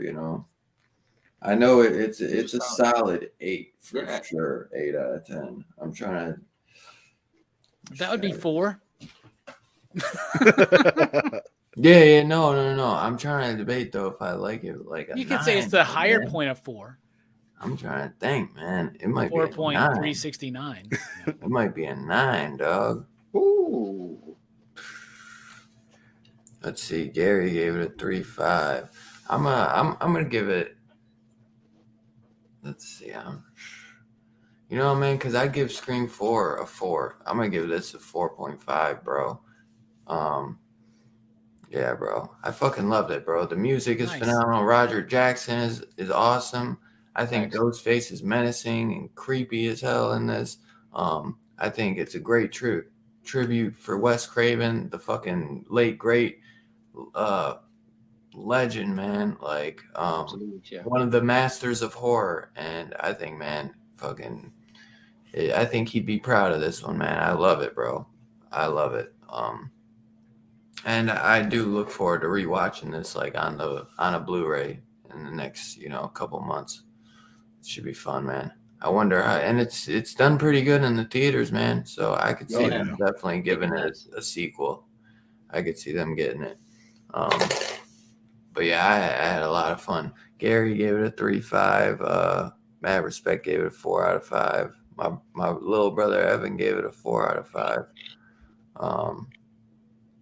And Gary gave it 2 torn slips. I think that was a reference to my rating. Oh.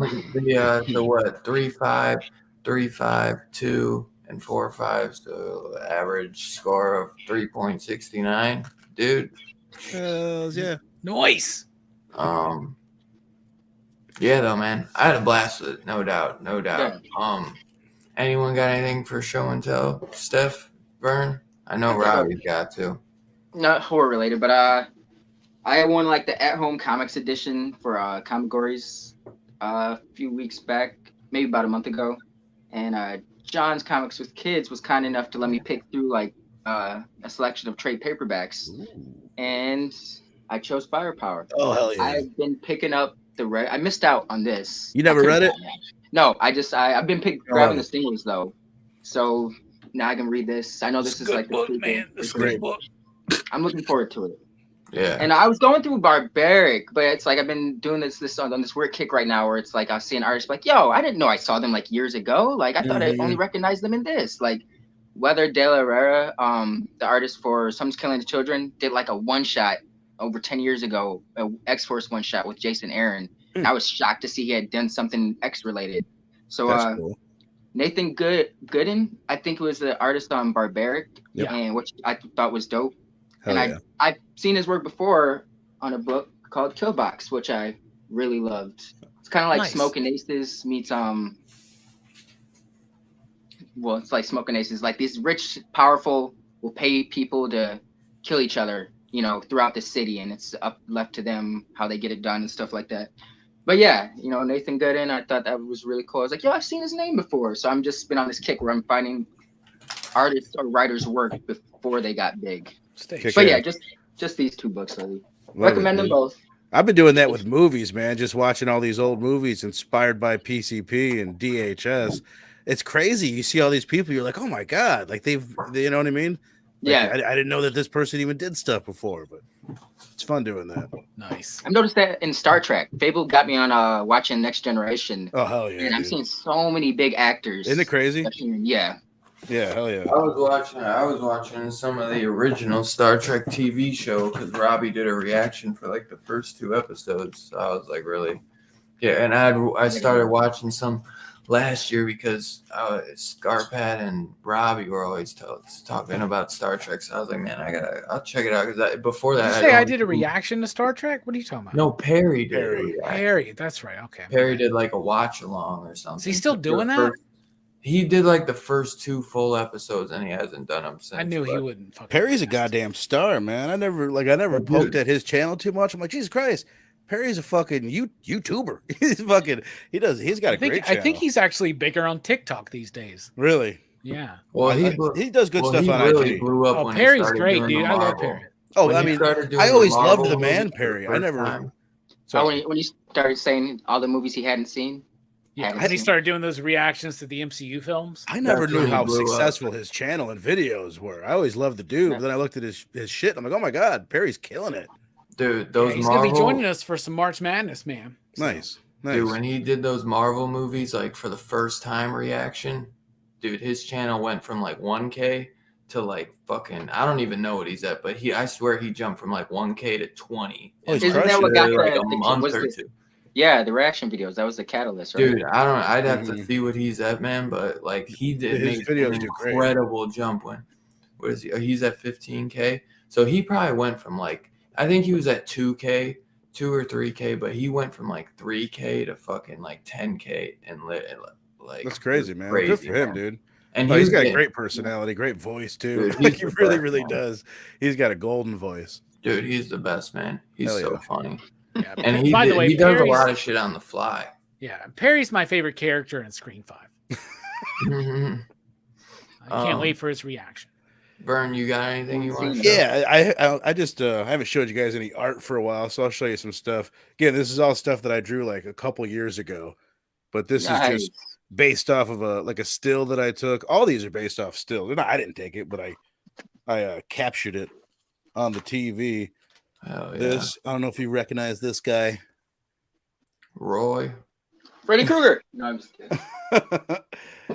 This is when I was on a massive Jason kick like a handful of years ago. And this is probably my favorite thing that I ever draw. These next two.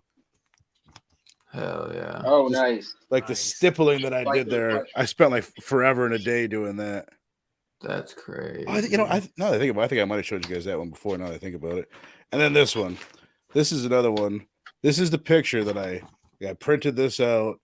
That's the picture. And this is the drawing. Nice.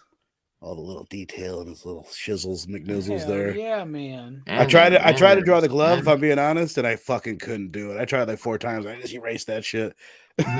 That's it. That's all I got. That shit's dope, bro. Thanks, man. Hell yeah. Thanks. Robbie, my man, what you got?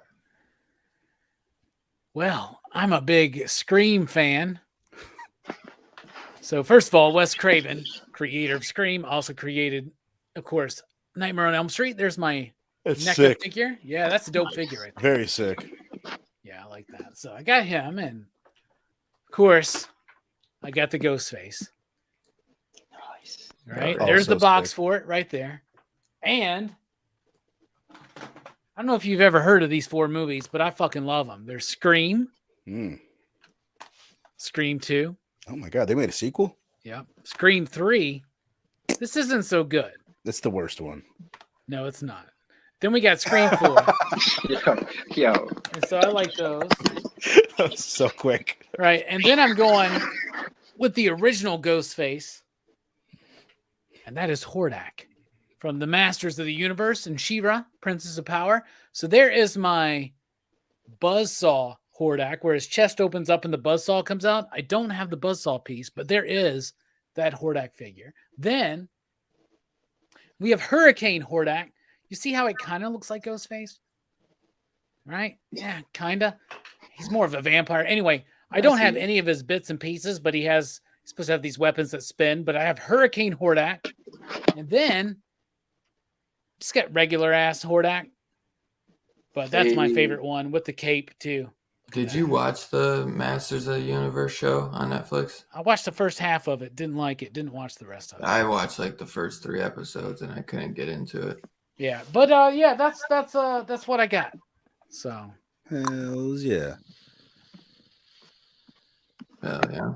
I know you guys are gonna do it on PCP movie night, but I want to know Dylan's ranking. Like my ranking for the movies. You know what I mean? Yeah. Like your favorite. Obviously, dude, Scream, the original Scream gets a 5 slips all day from me. It would go right now, man. I'm such kind of high from the 5th one. It used to be Scream 1, 4, 2, and then 3. Right now it's Scream, then Scream 5, then Scream 4, then Scream 2, then Scream 3. Usually, and then before 4, obviously, Scream 2 was obviously like my second favorite.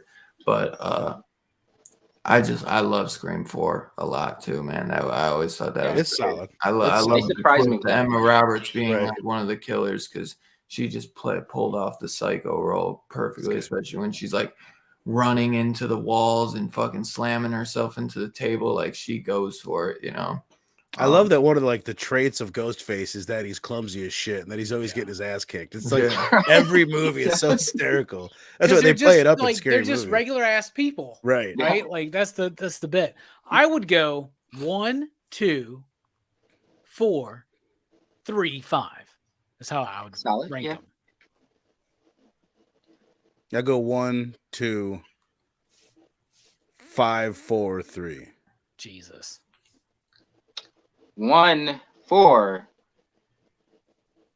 2, 5, 3. Fair enough. Yeah, 3 Two's is the definitely the shit. worst one. Two is good, man. Two's the Jerry best O'Connell, film. man. Jerry O'Connell. I was named after him. That's Verno. I That's the think original I Verno. love you. So you know what that? am I so afraid of? I could do without that. I love that bit. You know what I'm talking about? Verno from Stand By Me. Yes. He's the fat kid. That's him Yep. growing up. Wow. Yep. I was always thinking I was gonna end up being that handsome once I got older, and it didn't What was that fucking pan out. superhero? He was on Sliders. Yes, I fucking Yes, love Sliders Sliders, was man. Yes. That was like the coolest show ever at the time. It Dude, I was. remember this episode where they went to a world where they just shopped all year round or some shit. Like it was some weird. I haven't seen it in a minute, but it was like Christmas all year round. If you stopped shopping, you got killed for. It was That's weird. funny. It sounds like Used to love now. that. Sounds like with Amazon. Yeah. Yeah, so What you I got, got- Dylan? What you got? I got one Blu-ray this week, but I want to just show off this little collection I got. Because, dude, I don't hear a lot of people talk about this company. We always talk about Scream Factory a lot, you know, and I think Arrow gets talked to. Scream Factory is definitely the big one we talk about. And then maybe Arrow gets a lot. We get to show some love on that. But freaking Vestron recently did a release for Candyman. Oh, Day nice. of the Dead. Nice. See, I thought I saw that was out. I couldn't find it on Amazon or Really? nothing. Dude, Yeah. it's like $12 too. Okay, That's like I gotta honestly, like it's Candyman 3. The cover art is like better than the movie, but I own the first. Like Mike actually Yeah. gifted me 1 and 2 because 1 and 2 both have Scream Factory releases. Gotta Nice. complete the set, man. Yeah, you gotta it's- have the set because this has never gotten a Blu-ray release until now. It's got a interview with Tony Todd on there, so I'm excited to check that out. Dude, I mean, it's still, dude, Vestron does like, dude, I mean, dope ass slips. Super Their dope-ass their cover. releases are really cheap right now. Like they're all like releasing brand new at like $12-13. And a lot of them you can find Cheap. at Walmarts. You can find them Yeah. at Walmarts, man. And what they do is like they number them on the side. Oh, So that's I've been great. trying to. I want to collect the entire run. So right now they're at like 24. Do you remember? You remember what number 1 was?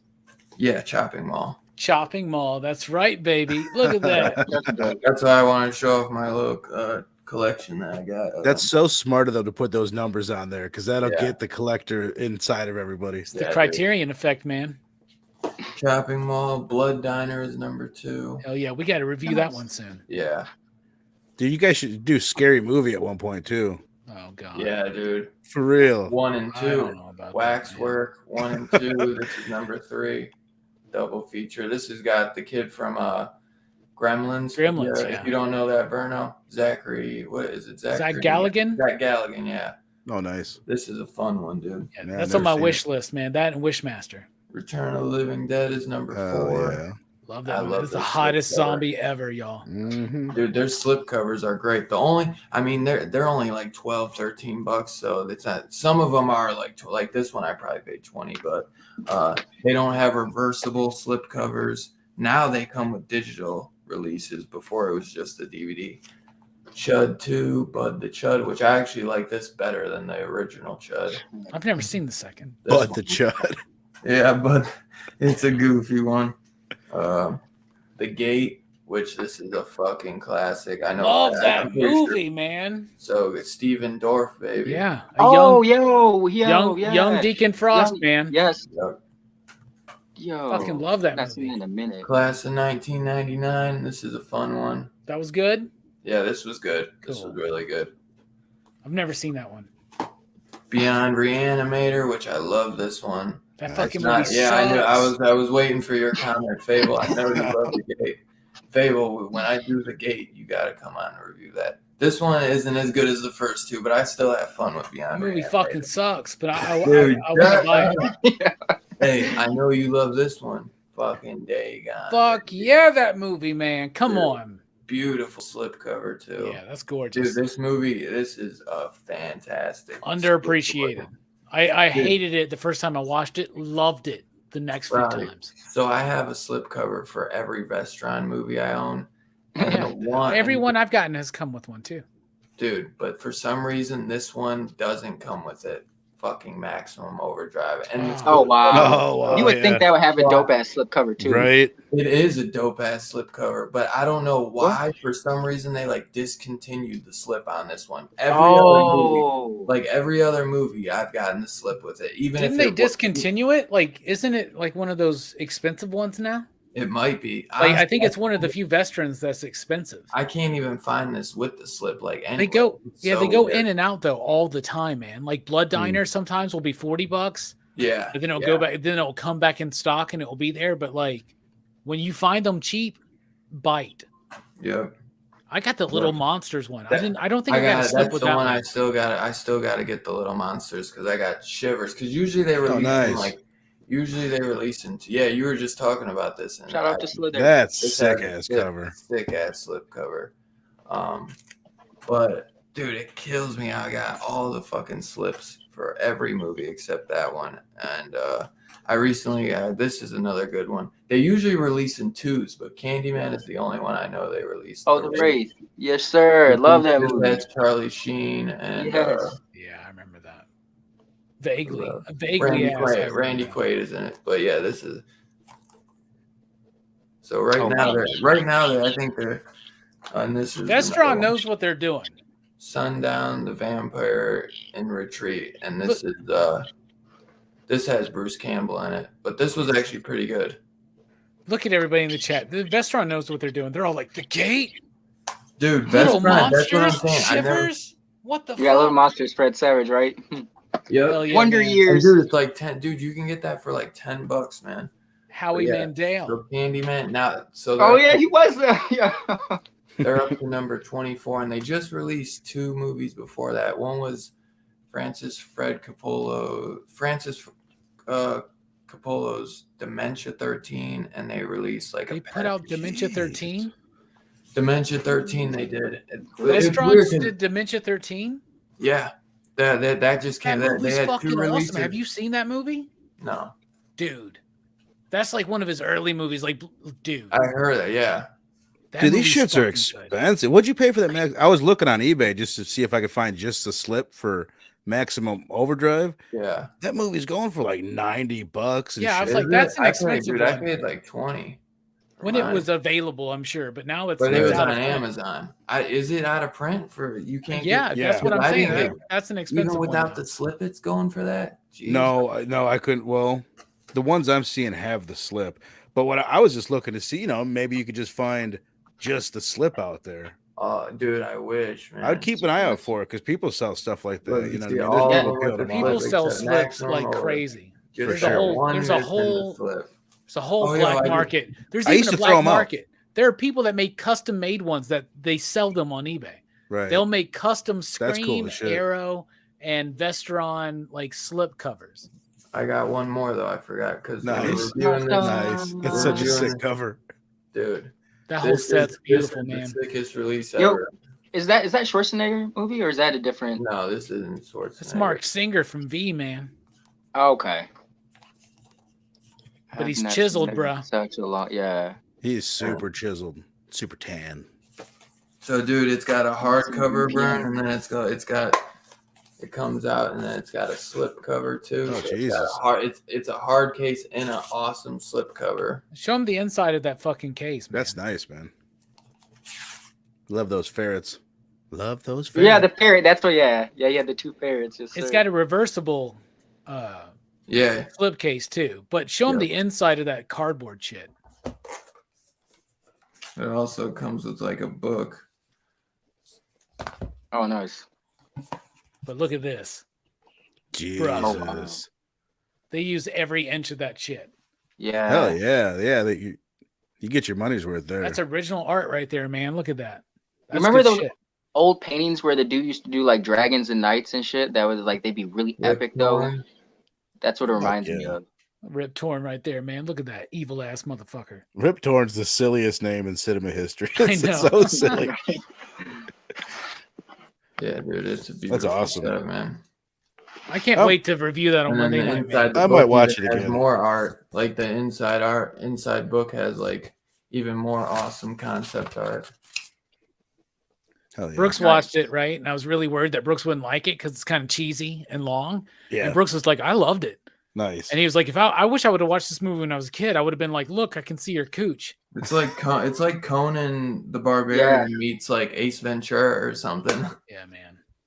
But dude, I cannot wait to talk about this Monday. And it's man. got the dad awesome. from Good Times in it, and he's fucking badass, dude. All these dudes, all the nudity, like between women and men. Plus, like, hey, you know who did this? The fucking creator of Phantasm, baby. Don Coscarelli. Don Wow. Coscarelli. The way it's shot. Oh my god, the way it's shot's beautiful. To it, man. Yeah, man, it's good. I can't wait to get into it, dude. That dude with all the green shit that he's firing out and shit. Oh, bruh.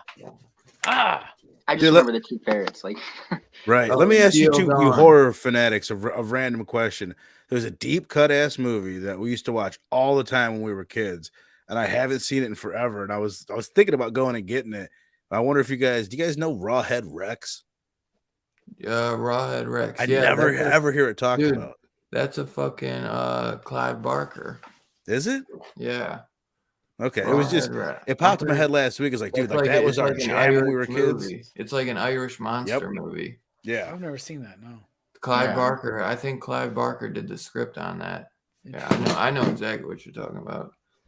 But you know what the other movie that Vestron did recently? So it was Dementia 13 and Steel Dawn with Patrick Swayze. Those are those recent. And then Candyman was the most. Usually they come out in pairs, like they have two movies come out at a time. Yeah. But Candyman they did by itself. It looks like. Coming soon, double feature on PCP Movie Night: Steel Dawn and Red Dawn, featuring Patrick Swayze. Ooh. What 11-14 is the best movie Patrick Swayze ever did. Just watched that not too long ago. That movie was fucking heat. What was that you were just talking about, Vern? Rawhead Rex. I was looking through the images of the gate because I was trying to figure out if I'd seen this movie you guys are talking about, and just some of the look of these monsters kind of reminded me of Rawhead Rex. That's why I thought of it. Yeah. It's a gate to hell opens up in this family's house. Is it the backyard? Okay. Is it in the backyard? Yeah, the backyard. Okay. I've seen that movie then. It's a good movie, man. Nice. This was done though by Clive Barker did the script for it. I've never seen it. Yeah, see, that reminded me of the gate. It's like it takes place in like Ireland too. It's supposed to be like an Irish folklore tale about this. A land filled with ire. Yeah, it says based on Rawhead Rex by Clive Barker. Yeah. Nice. I have to check that out. Written by Clive Barker, directed When did that by come out? George What year? Taylor. 87. Holy shit. Is it 86, 87? That's before Hellraiser. Yeah. Oh yeah. This was like his one. I think this was like one of his first movies that he did. All right, man. That's crazy just to see. Yeah, it's worth that's crazy to see his head. It's worth a watch. Yeah. But yeah, man, dude, Vestron is a great company to check out. I wish they were paying me to say that, but they put out some good fucking releases.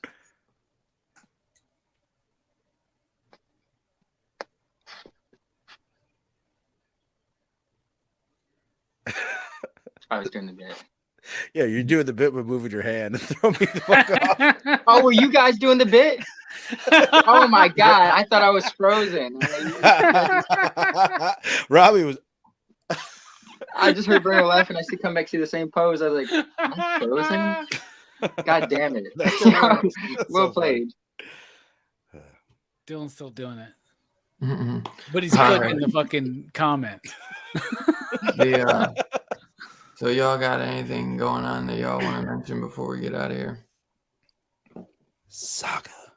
Dropping at 7:15 tomorrow morning. I had a conversation about Saga with Robbie, Jennifer from Comics Will Break Your Heart, and Slickless Nicholas from Comic Culture. We had a super fun chat, talked about female ejaculate and space operas. It was a ton of fun. One too many beers at night to talk so much about female ejaculate. I apologize. Oh, I think it was perfect. I didn't notice at all. I thought it was fucking golden. I love. I'll just say at the end of that, I was like, "Oh, Robbie's gonna kill it with the themes, and he does this and he does that. And it's gonna be so beautiful." And he's like acting like I'm putting the pressure on him, and then he goes off on this poetic, fucking like awe-inspiring theme, Rock and Robbie theme thing. It was fucking beautiful. Don't believe him. No, believe me. Stay tuned to the end. I'll check that out.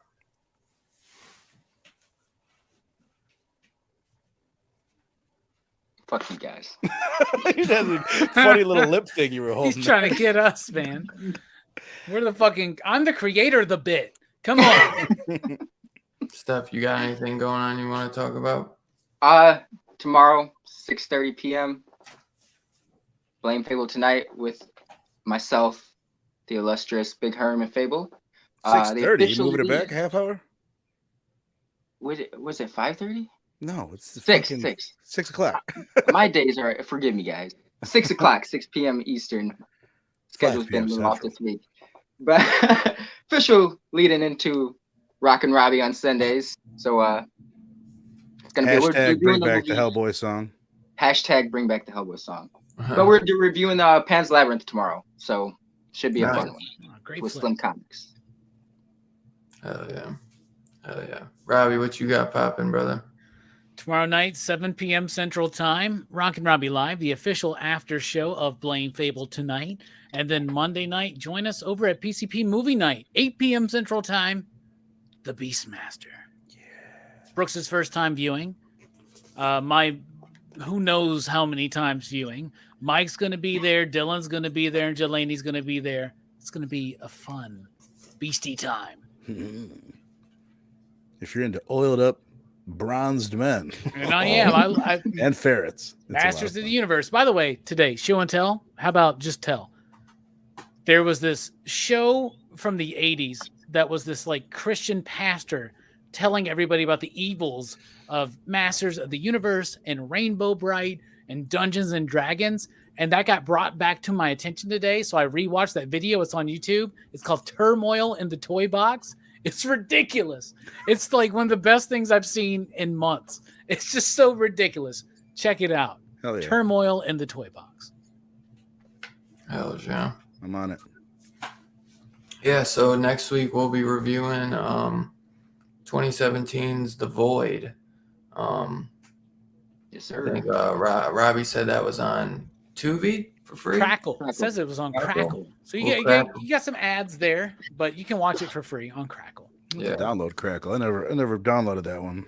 Or if you got the AMC Plus app, if you like pay for Shudder or anything. I thought it was on like. Yeah, it said there was a premium subscription on Amazon Prime that would get it. So. Which you never know what the hell that means. That can be you could just have Amazon Prime and they'll give it to you, or it means you own Shudder. You get on there and you're like, Food Network. I got to subscribe to Food Network to get this movie.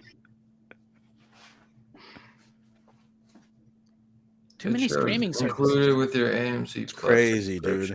That's how about this? Here's a crazy idea. Instead of streaming services, here it is.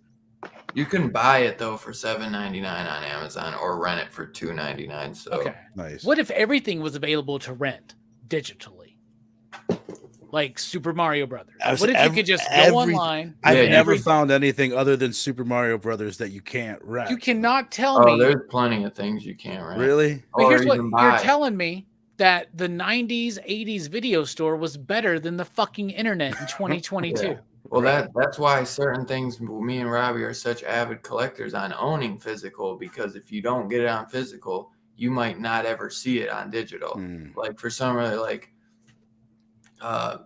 there are plenty of things that I could pull out that you can't find anywhere. That's crazy. Super Mario is the first thing I've ever searched for that I couldn't find. I don't even think you could like rent Dawn of the Dead, like the original Dawn of the Dead by George Romero. Okay, scratch that, because you're right. I couldn't find that either. Yeah.